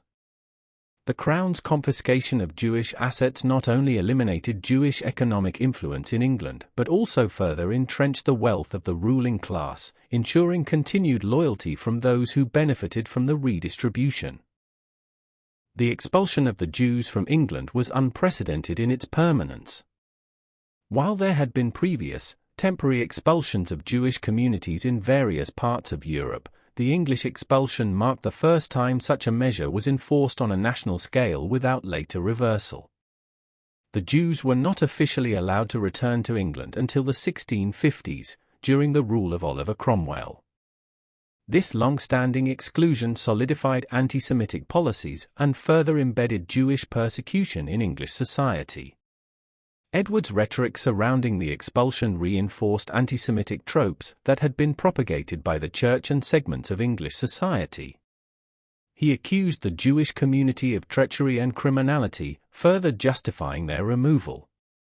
In an especially symbolic act, Edward contributed to the renovation of the tomb of little St. Hugh, a child falsely claimed to have been ritually crucified by Jews. The tomb's design was made to resemble the Eleanor crosses, memorials dedicated to his late wife. By associating himself with this fabricated charge, Edward reinforced dangerous myths about the Jewish community and further legitimized their persecution. As historian Richard Stacey observes, a more explicit identification of the crown with the ritual crucifixion charge can hardly be imagined. The expulsion of the Jews from England was not merely an episode of religious intolerance but a calculated political move that reflected Edward's broader approach to governance. He used the Jewish community as a financial resource when it was convenient, then scapegoated and expelled them when it suited his political and fiscal needs. The expulsion served multiple purposes. It appeased the church, placated an increasingly anti-Semitic population, and provided Edward with much-needed funds. In doing so, he set a precedent for later medieval rulers who would use similar tactics to consolidate power and wealth at the expense of marginalized communities. The long-term consequences of Edward's actions were profound. England remained without a Jewish population for over 3.5 centuries, during which time anti-Semitic attitudes continued to fester. The memory of the expulsion shaped subsequent policies towards religious minorities, reinforcing a culture of exclusion and intolerance.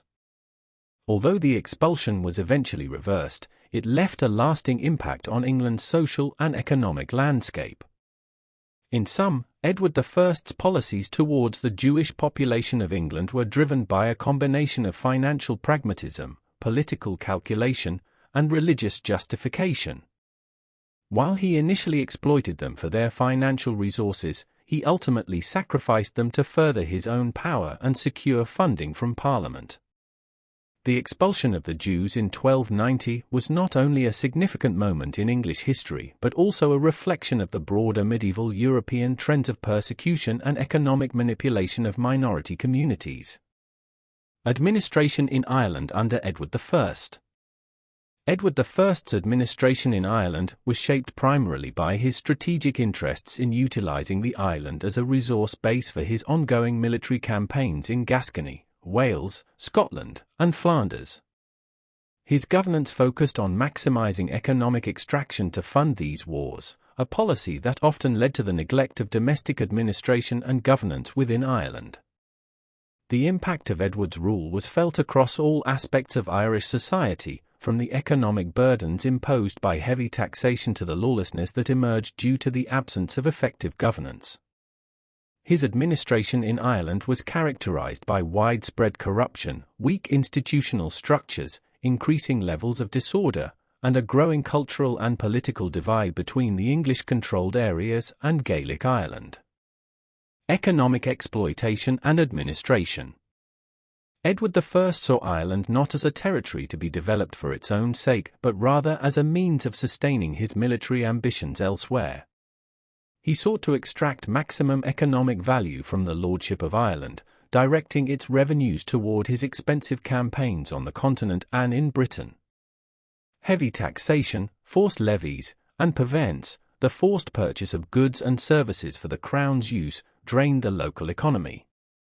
These measures placed a significant burden on both the Anglo-Irish settlers and the Gaelic population, many of whom were already struggling under existing feudal dues and obligations.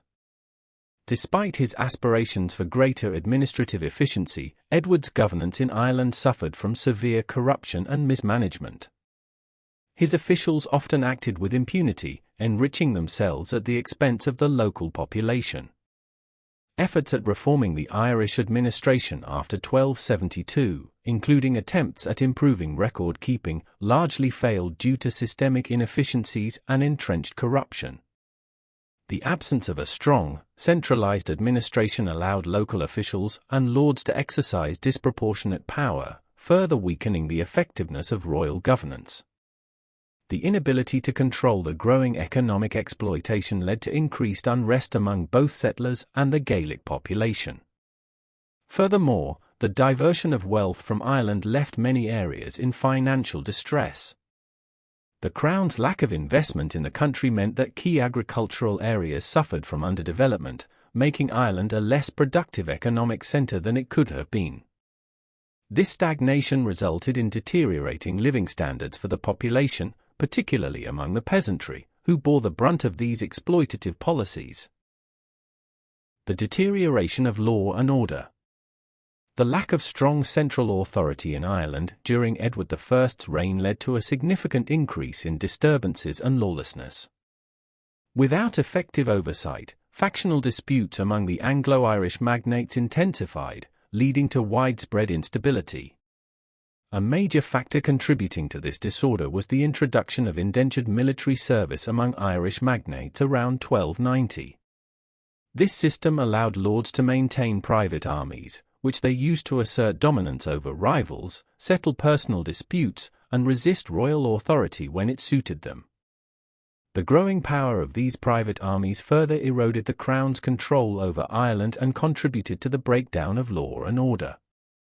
The weakening of law enforcement mechanisms was exacerbated by the funneling of Irish revenues toward Edward's wars.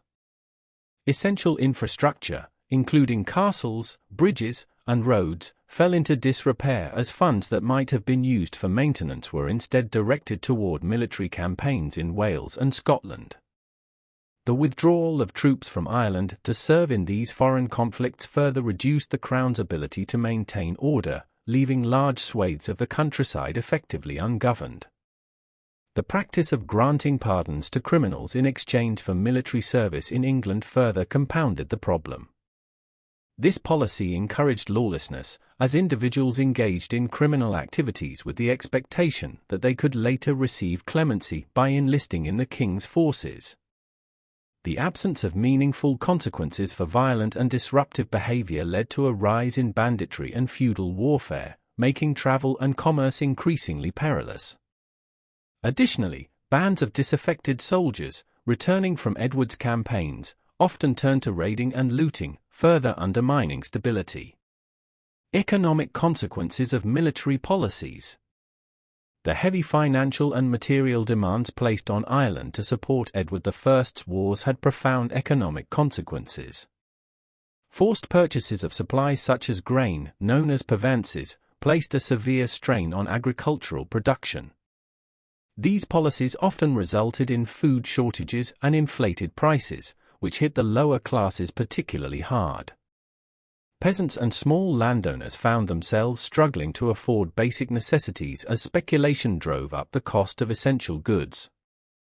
Many were forced to abandon their land, leading to large tracts of once fertile farmland being left uncultivated. Additionally, the diversion of Irish resources to support foreign campaigns left the country unable to address its own economic and social needs. With the administration singularly focused on fulfilling Edward's war demands, investment in local governance, infrastructure, and economic development was neglected. The depletion of manpower due to the recruitment of soldiers for foreign wars further weakened Ireland's agricultural and economic stability, leading to periods of famine and hardship. These conditions were exacerbated by the continued imposition of levies and taxation, which placed additional pressure on already struggling communities. The resurgence of Gaelic Ireland. As the Anglo-Norman administration in Ireland weakened, Gaelic Ireland experienced a significant revival. The decline of English authority allowed Gaelic lords to reclaim lost territories and assert greater control over their lands. Many English settlers, left without effective protection from the Crown, assimilated into Gaelic society, adopting Irish customs, language, and legal traditions. This process, sometimes referred to as Gaelicization, saw former Norman lords integrate into Irish social structures, further eroding English influence. Edward's government viewed this resurgence with hostility. In 1277, the administration officially condemned Gaelic law as displeasing to God and to reason. This stance reflected the Crown's broader policy of trying to suppress Gaelic culture and maintain Anglo-Norman dominance over Ireland. However, in practice, the weakness of the lordship meant that such measures had little real impact. Gaelic customs, laws, and governance structures continued to flourish in many areas, particularly those beyond the reach of direct English control. Efforts to suppress Gaelic traditions only served to deepen resentment among the local population, further diminishing support for English rule. The 1297 Irish Parliament and efforts to restore order. By the late 1290s, the situation in Ireland had become increasingly dire. Recognizing the growing disorder, Edward's administration convened the Irish Parliament in 1297 in an attempt to address the crisis. This parliament sought to implement measures to counter the spread of Gaelic customs and law while also attempting to reassert royal authority over the increasingly lawless territory. However, the measures introduced by the 1297 Parliament largely failed to achieve their intended goals. The deep-seated economic and social issues afflicting Ireland could not be resolved through legislative action alone, particularly when the administration lacked the resources and manpower to enforce its decrees effectively. Many of the lands and villages that had been abandoned due to instability remained so, as there were neither incentives nor adequate protections to encourage resettlement and economic revival. The growing discontent among both Anglo-Irish and Gaelic factions ensured that opposition to English rule remained entrenched. Edward I's administration in Ireland was marked by widespread inefficiency, corruption, and neglect. While his primary interest in Ireland was as a resource base for his wars, his policies ultimately weakened English control over the island, allowing lawlessness and Gaelic resurgence to flourish. The excessive taxation, forced levies, and economic exploitation drained Ireland's resources while failing to provide the necessary governance and stability required for long-term prosperity. By undermining trust in English rule, Edward's policies contributed to the gradual erosion of the Crown's influence over Ireland, setting the stage for future conflicts. The failure to maintain essential infrastructure, enforce laws, and curb the power of private armies all contributed to the breakdown of effective rule. Edward's hostility toward Gaelic customs did little to prevent their resurgence, as the weakness of his administration rendered such policies largely ineffective. As a result, Ireland remained in a state of crisis, with widespread instability defining much of Edward I's rule and paving the way for further conflicts in the centuries to come. Thanks for listening. Like, comment, and subscribe to Medieval Chronicles 1066 for more journeys back to the Middle Ages. Stay curious.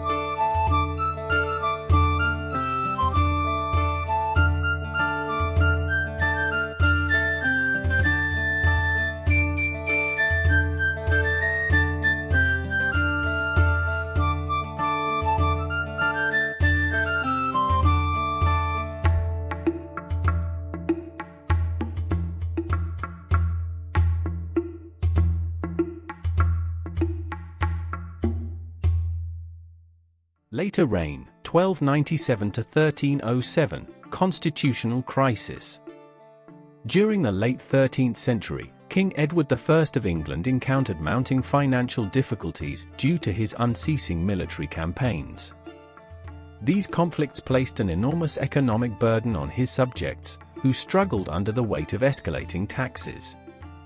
Before 1294, Edward had imposed only 3 lay subsidies, but between 1294 and 1297, he introduced 4 additional taxes, generating a sum exceeding £200,000. In addition to direct taxation, Edward's government relied on prizes, the compulsory seizure of commodities like wool and hides. Among the most detested levies was an additional duty on wool, infamously known as the Maltolde, or unjustly taken, which further inflamed popular resentment. The king's relentless financial demands gradually provoked a strong wave of political resistance, setting the stage for one of the most turbulent periods of his reign. Clerical resistance and the papal bulls.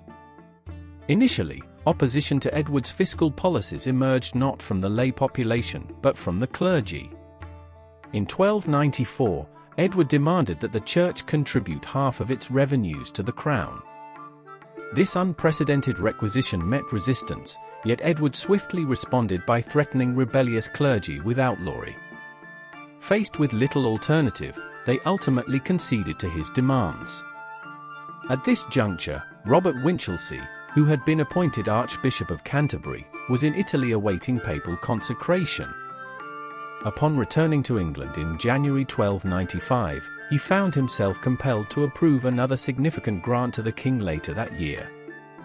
However, the situation changed dramatically in 1296 when Pope Boniface VIII issued the papal bull Clericis Laicos, a decree forbidding clergy from paying taxes to secular rulers without papal authorization. English clergymen, invoking this directive, refused Edward's demands. The king retaliated by declaring them outlaws, stripping them of royal protection. This placed Winchelsea in an acute dilemma. He had to choose between loyalty to the Pope or submission to the English crown. He opted for a compromise, allowing each clergyman to decide individually whether to comply. The crisis was alleviated toward the end of 1296 when Boniface issued a new bull, Etsi de Statu, which permitted clerical taxation in cases of urgent necessity. This granted Edward a means to continue extracting revenue from the clergy despite earlier opposition. The growing resistance of the nobility. Opposition from the lay nobility took longer to materialize, but when it did, it proved equally formidable. The most contentious issue centered on Edward's authority to summon military service and his unilateral taxation practices. In February 1297, at the Salisbury Parliament, Roger Bigod, the 5th Earl of Norfolk, boldly challenged the king's demand for military service. He insisted that his obligations extended only to fighting alongside the king, and he refused to accept orders to serve abroad in Edward's absence. Specifically, he contended that if Edward intended to lead a campaign in Flanders, he could not simultaneously command his subjects to fight in Gascony. By mid-1297, Bigod had allied with Humphrey de Bohun, the 3rd Earl of Hereford and Constable of England. Together, they composed a formal list of grievances known as the Remonstrances, voicing their strong opposition to the king's excessive taxation and military conscription policies. Their resistance emboldened others, leading to a broader noble opposition to Edward's increasingly autocratic rule. Confrontation and compromise. Undeterred, Edward pressed forward with his fiscal demands, requesting yet another lay subsidy. However, this time he bypassed the full parliament and sought approval from only a select group of nobles. This exclusive decision-making process incensed the broader nobility and further fueled the growing unrest. While Edward focused on preparing for his military campaign in Flanders, Bigod and de Bohun took decisive action by confronting officials at the Exchequer, effectively halting the collection of the new tax. At this point, England stood on the brink of internal conflict. With Edward abroad and his military forces significantly depleted, tensions escalated to the verge of civil war. However, an external crisis intervened. In September 1297, the Scots dealt a severe blow to the English at the Battle of Stirling Bridge. Faced with a renewed Scottish threat, Edward and his nobles found common cause. To mend relations and secure support for his impending Scottish campaign, Edward issued the Confirmatio Cartarum, a significant reaffirmation of both the Magna Carta and the Charter of the Forest. This decree formally acknowledged the principle that taxation required broad consent, thereby placating many of his discontented barons. Continued political struggles. Despite the fragile peace achieved in 1297, Edward's difficulties with his barons and clergy persisted into the early 14th century. Repeatedly, he was called upon to honor the commitments he had made in the Confirmatio Cartarum. Of particular concern was his promise to uphold the Charter of the Forest, a document designed to limit royal encroachment on vast tracts of common land. In 1301, Parliament pressured Edward to conduct a comprehensive review of the royal forests, compelling the king to make further concessions. However, in 1305, he successfully obtained a papal bull that released him from these promises, once again demonstrating his reluctance to relinquish control over key resources. The decline of opposition. Ultimately, it was not concessions but a shift in key political figures that weakened resistance to Edward's rule. The movement against him lost momentum following the deaths of influential figures. Humphrey de Bohun passed away in 1298 after returning from Scotland, removing one of the primary leaders of the noble opposition. In 1302, Roger Bigod reached a personal accord with Edward, securing his financial future by agreeing to make the king his heir in exchange for an annual grant. This effectively neutralized his opposition. With these figures pacified or gone, resistance to Edward's fiscal and military policies significantly diminished. Edward also exacted retribution on Archbishop Winchelsea, who had remained steadfast in opposing clerical taxation. When Clement V was elected pope in 1305, he proved more amenable to Edward's influence. Under Edward's urging, Clement suspended Winchelsea from office, eliminating one of the strongest voices against royal taxation of the Church. Edward's legacy, governance, and constitutional change. As Edward's reign drew to a close, he had largely succeeded in consolidating his authority, albeit at significant political and social costs. His relentless pursuit of taxation and his demands for military service had deeply strained relations between the monarchy and both the clergy and the nobility. Though he managed to secure short-term compliance through calculated concessions and strategic political maneuvering, the grievances of his opponents remained unresolved. The conflicts that defined his later reign foreshadowed the continuing struggle between the English monarchy and Parliament over taxation and governance. Edward's financial policies and his resistance to noble and clerical opposition laid the groundwork for constitutional changes in England. His methods of revenue extraction, his suppression of dissent, and his political compromises all contributed to an evolving legal framework that gradually defined the rights of both monarchs and subjects. Though Edward successfully reasserted royal authority, his reign left behind a legacy of unresolved tensions that would resurface in subsequent generations. His efforts to finance his military ambitions and enforce his authority set a precedent for future English rulers. By the time of his death in 1307, England had experienced a decade of constitutional crises that helped shape the nation's political landscape for centuries to come. Return to Scotland, resistance, conquest, and rebellion. The unfinished conquest and early resistance. Edward I of England believed that his conquest of Scotland was complete when he left the country in 1296, following his overwhelming victory over John Balliol and the submission of the Scottish nobility. However, this assumption proved to be premature, as discontent and defiance quickly began to resurface across Scotland. Andrew de Murray in the north and William Wallace in the south spearheaded a growing resistance movement, rallying forces against the English occupation. These leaders were determined to reclaim Scottish independence, and their efforts led to one of the most famous confrontations in medieval Scottish history. On September 11, 1297, the Scottish forces, led by Wallace and Murray, achieved a stunning victory at the Battle of Stirling Bridge. Despite being outnumbered, the Scots utilized superior tactics and knowledge of the terrain to decimate the English army commanded by John de Warenne, the 6th Earl of Surrey, and Hugh de Cressingham. The bridge itself became a bottleneck, preventing the English forces from effectively deploying their superior numbers, leading to a crushing defeat. The loss sent shockwaves throughout England, forcing Edward to take immediate action. Edward's retaliation and the Battle of Falkirk. Determined to restore English dominance, Edward returned from his military campaigns in Flanders and marched north to retaliate. On July 22, 1298, he faced Wallace's forces at the Battle of Falkirk. Unlike Stirling Bridge, this engagement saw the English emerge victorious. Edward's army, composed of heavily armed cavalry and skilled longbowmen, overwhelmed the Scottish formations.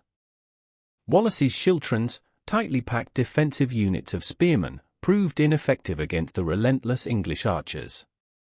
The Scots suffered heavy losses, and Wallace was forced into hiding, resigning as Guardian of Scotland soon after.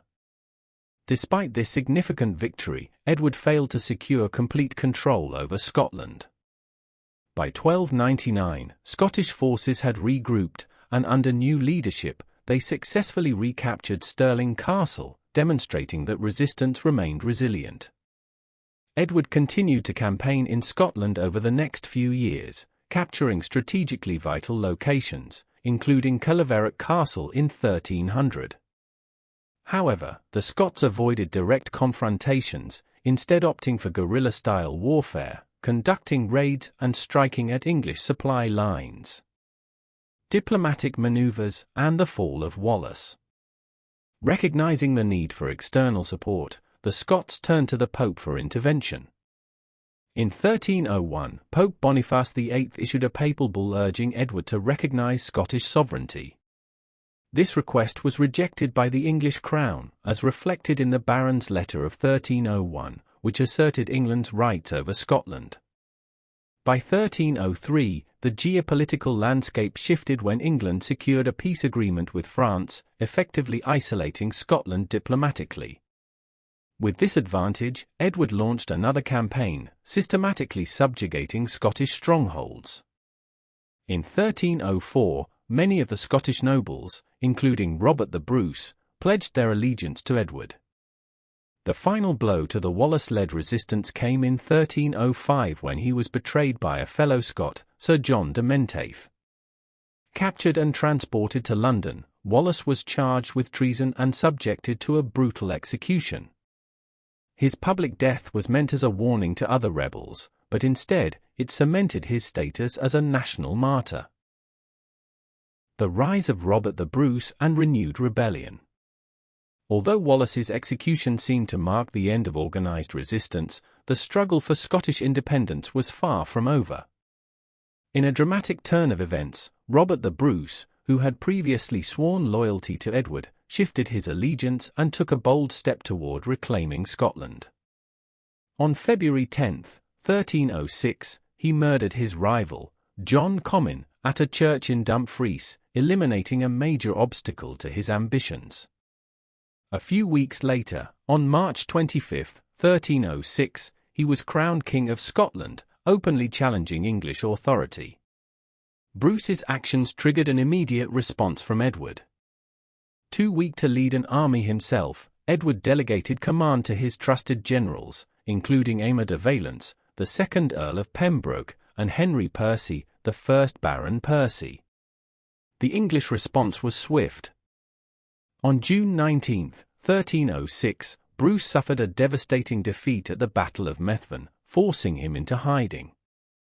English forces systematically recaptured territories and executed Bruce's allies, reinforcing Edward's iron grip over Scotland. Brutal reprisals and the turning tide. Edward's suppression of Bruce's rebellion was marked by extreme brutality. Bruce's family and supporters faced gruesome fates. His sister, Mary, was imprisoned in a cage at Roxburgh Castle for 4 years, while Isabella Macduff, Countess of Buchan, who had played a crucial role in Bruce's coronation, was similarly held at Berwick Castle. Bruce's younger brother, Neil, was captured and executed through hanging, drawing, and quartering, a particularly gruesome punishment. Edward no longer regarded the conflict as a war between nations but as a rebellion requiring ruthless suppression. However, rather than crushing the Scottish resistance, these brutal reprisals strengthened Bruce's support. Many Scots who had been reluctant to oppose Edward now rallied behind Bruce. Using guerrilla tactics, Bruce evaded capture and began reclaiming key territories. His growing reputation as a leader committed to Scottish independence galvanized further resistance. Thanks for listening. Like, comment, and subscribe to Medieval Chronicles 1066 for more journeys back to the Middle Ages. Stay curious. Edward's final campaign and death. Despite his declining health, Edward remained determined to crush the rebellion. In 1307, he launched another campaign, but his body was failing him. On July 7, 1307, he died near Borough-by-Sands, just south of the Scottish border. His last wish was for his body to be carried into battle against the Scots, symbolizing his undying resolve to subjugate Scotland. However, his death marked a significant turning point. His son, Edward II, who inherited the throne, lacked his father's military acumen and determination, providing an opportunity for Bruce to advance his campaign. The legacy of the Scottish resistance. With Edward I's death, Bruce seized the opportunity to strengthen his position. Over the next several years, he led a series of successful campaigns, reclaiming territory and solidifying his reign. The turning point came in 1314 at the Battle of Bannockburn, where Bruce decisively defeated the English forces, securing his position as Scotland's legitimate king. Edward I's campaign in Scotland, though initially promising, ultimately failed to achieve complete subjugation. His reliance on military force and brutal suppression methods alienated the Scots rather than breaking their spirit. The continued resistance of Wallace and the strategic cunning of Bruce ensured that Scotland would not remain under English control indefinitely. Edward's enduring impact. Edward's legacy in Scotland was one of both conquest and failure. While he had temporarily imposed English rule, his heavy-handed tactics ultimately fueled greater Scottish nationalism. His inability to completely subjugate Scotland demonstrated the resilience and determination of the Scottish people. His policies, particularly his execution of Wallace and his treatment of Bruce's family, had unintended consequences, solidifying opposition rather than quelling it. Although Edward's death in 1307 marked the end of his direct involvement, the war for Scottish independence continued. The guerrilla warfare tactics employed by the Scots, the shifting allegiances of key nobles, and the perseverance of leaders like Wallace and Bruce contributed to the prolonged struggle. In the end, Edward's legacy in Scotland was one of unfinished conquest, as his long war failed to bring about the absolute control he had sought. Instead, it laid the foundation for an enduring Scottish identity and ultimately, an independent Scotland. Death and burial of Edward I. The final campaign and failing health. By the beginning of 1307, Edward I was an aging and ailing ruler, yet he remained determined to continue his military campaigns against Scotland. Despite his declining health, he prepared to advance against the persistent resistance led by Robert the Bruce. Bruce had consolidated power, gathered an army, and achieved a critical victory at the Battle of Loudoun Hill in May 1307, where he defeated Aymer de Valence, one of Edward's key commanders. This defeat only hardened Edward's resolve to personally lead another campaign to crush Scottish resistance once and for all. Though he had already begun to show signs of serious illness, Edward summoned his strength and set out toward the Scottish border. However, the strain of the journey proved overwhelming. While traveling north, he succumbed to dysentery, a common affliction that had plagued medieval armies. His condition worsened rapidly, and by the time he reached Borough by Sands on July 6, 1307, he was gravely ill. The following morning, as his attendants attempted to lift him to help him eat, the formidable king who had waged decades of war died in their arms. His passing marked the end of an era of military conquest and monarchical authority unmatched in England's medieval history. Edward's deathbed wishes and succession. Various accounts emerged about Edward's final moments and his last wishes. One widely cited legend claims that he requested that his heart be taken to the Holy Land, leading an army on yet another crusade against the infidels. Another version suggests he wished for his bones to be carried north with English armies so he could still be present in spirit for future battles against the Scots. While these accounts are speculative, a more credible version is found in contemporary records. Edward, in his final hours, gathered his closest advisors and entrusted them with the care of his son and heir, Edward II. Edward I's primary concern in his last moments was the stability of his kingdom. He reportedly issued a final order ensuring that Piers Gaveston, a controversial noble he had exiled earlier that year, should not be allowed to return to England. Edward I feared that Gaveston's influence would undermine his son's rule. However, his son, Edward II, quickly disregarded this order upon his ascension, recalling Gaveston from exile almost immediately. This act of defiance foreshadowed the turbulent reign that would follow, characterized by favoritism, political strife, and eventual rebellion. The journey south and state funeral.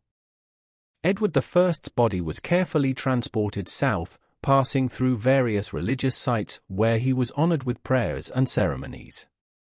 His remains were placed in state at Waltham Abbey, a prestigious and sacred location.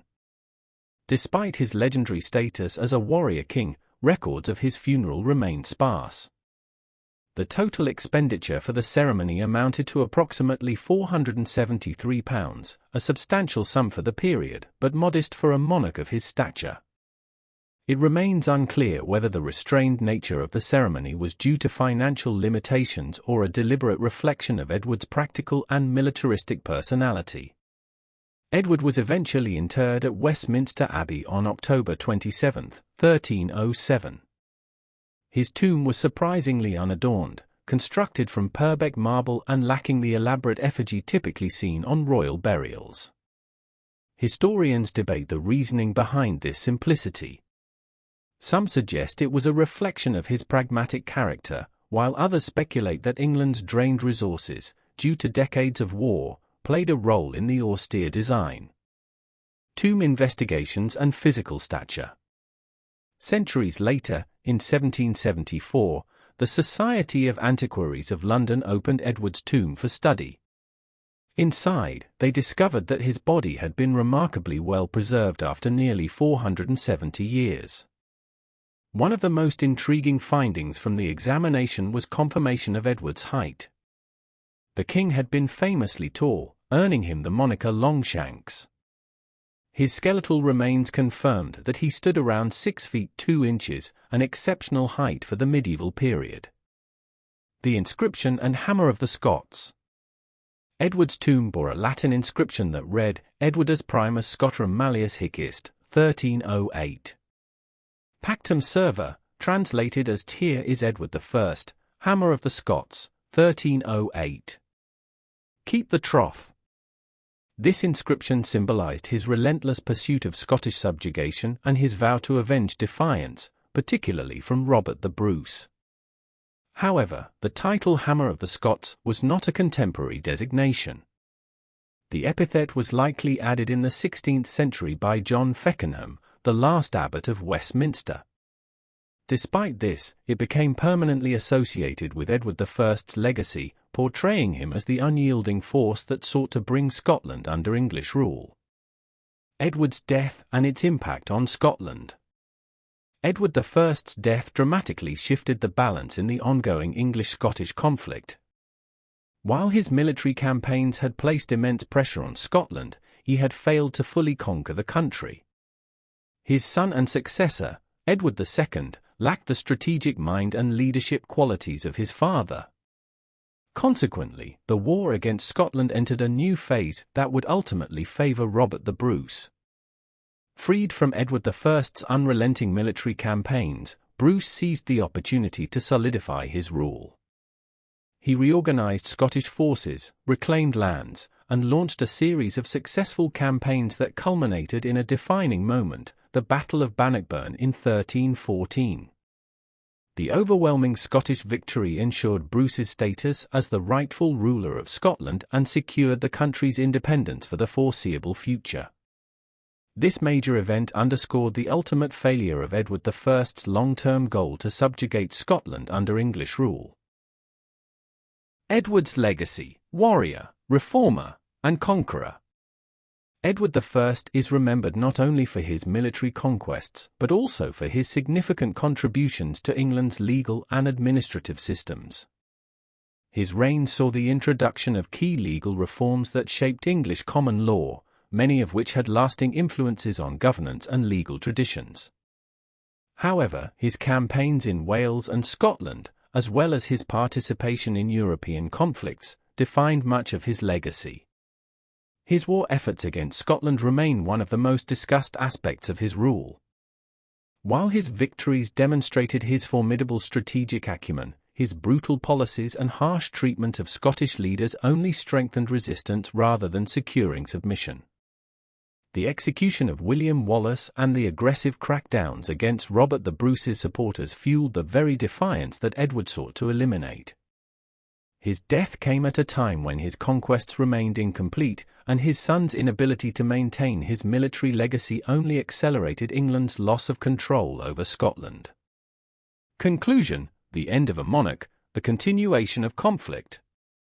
Edward I's death in 1307 marked the end of an era of military dominance, but his ambitions lived on in the policies he had set in motion. Though his efforts to fully conquer Scotland failed, his legacy as a warrior king remains one of the most enduring in British history.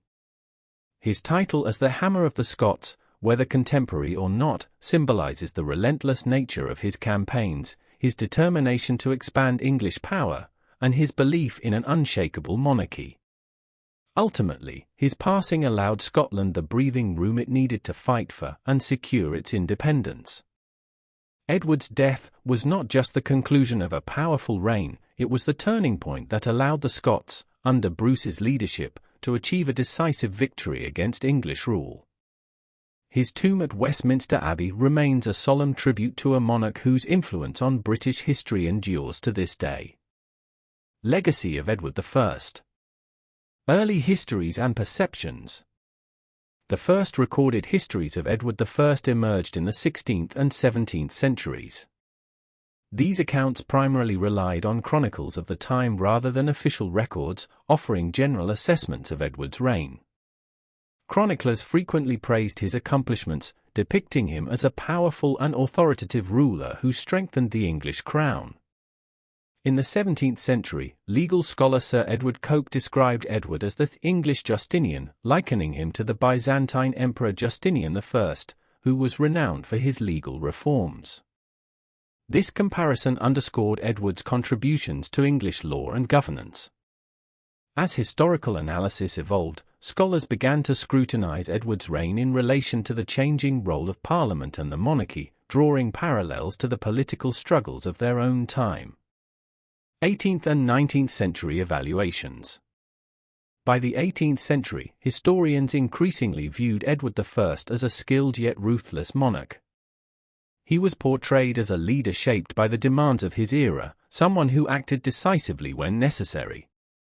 William Stubbs, a highly influential Victorian historian, argued that Edward played a crucial role in shaping English governance, particularly in advancing legal institutions and parliamentary practices.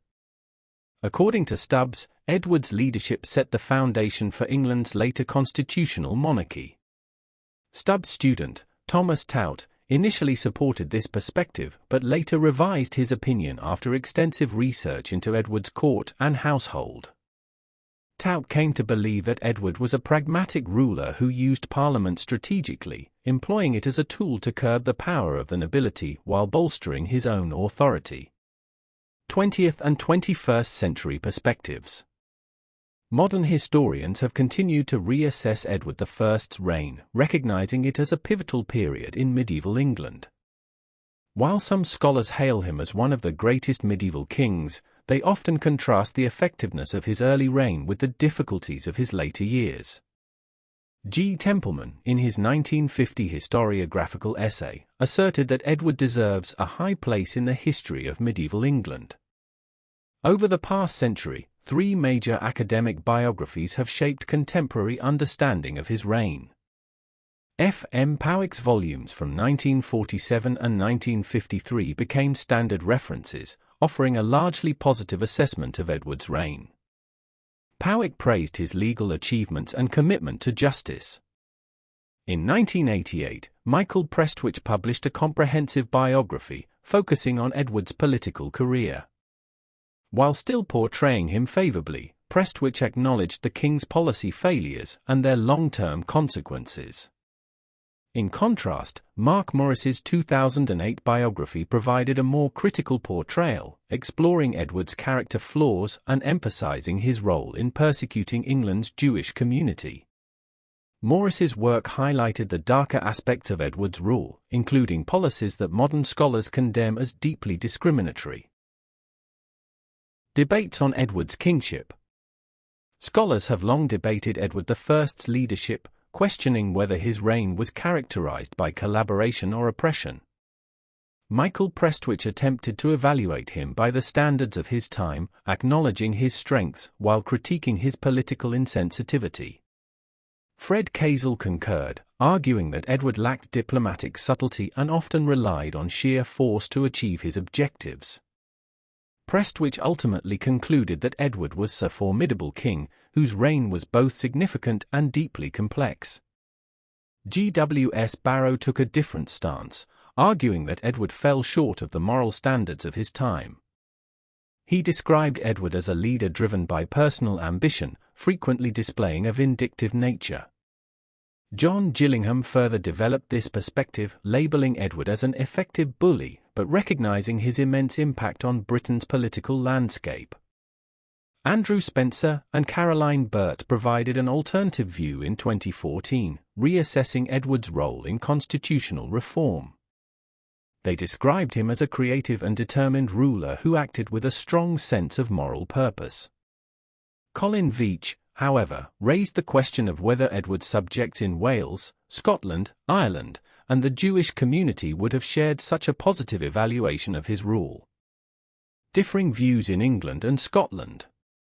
English and Scottish historians offer vastly different interpretations of Edward I's legacy. G.W.S. Barrow accused Edward of exploiting Scotland's leaderless state to establish English supremacy, reducing Scotland to a vassal kingdom. He argued that Edward's repeated miscalculations of Scottish resistance fueled deep-seated animosities that lasted for centuries. Michael Brown, however, suggested that Scottish independence was not inevitable. Edward's military campaigns could have succeeded had he approached the situation differently. Welsh historians, meanwhile, view Edward's conquest of Wales as a devastating blow to Welsh culture and identity. Arthur Davies described Edward's methods as colonialist, likening them to apartheid-style governance that marginalized native Welsh society. John Davies echoed this sentiment, noting the hostility faced by Welsh people under English rule.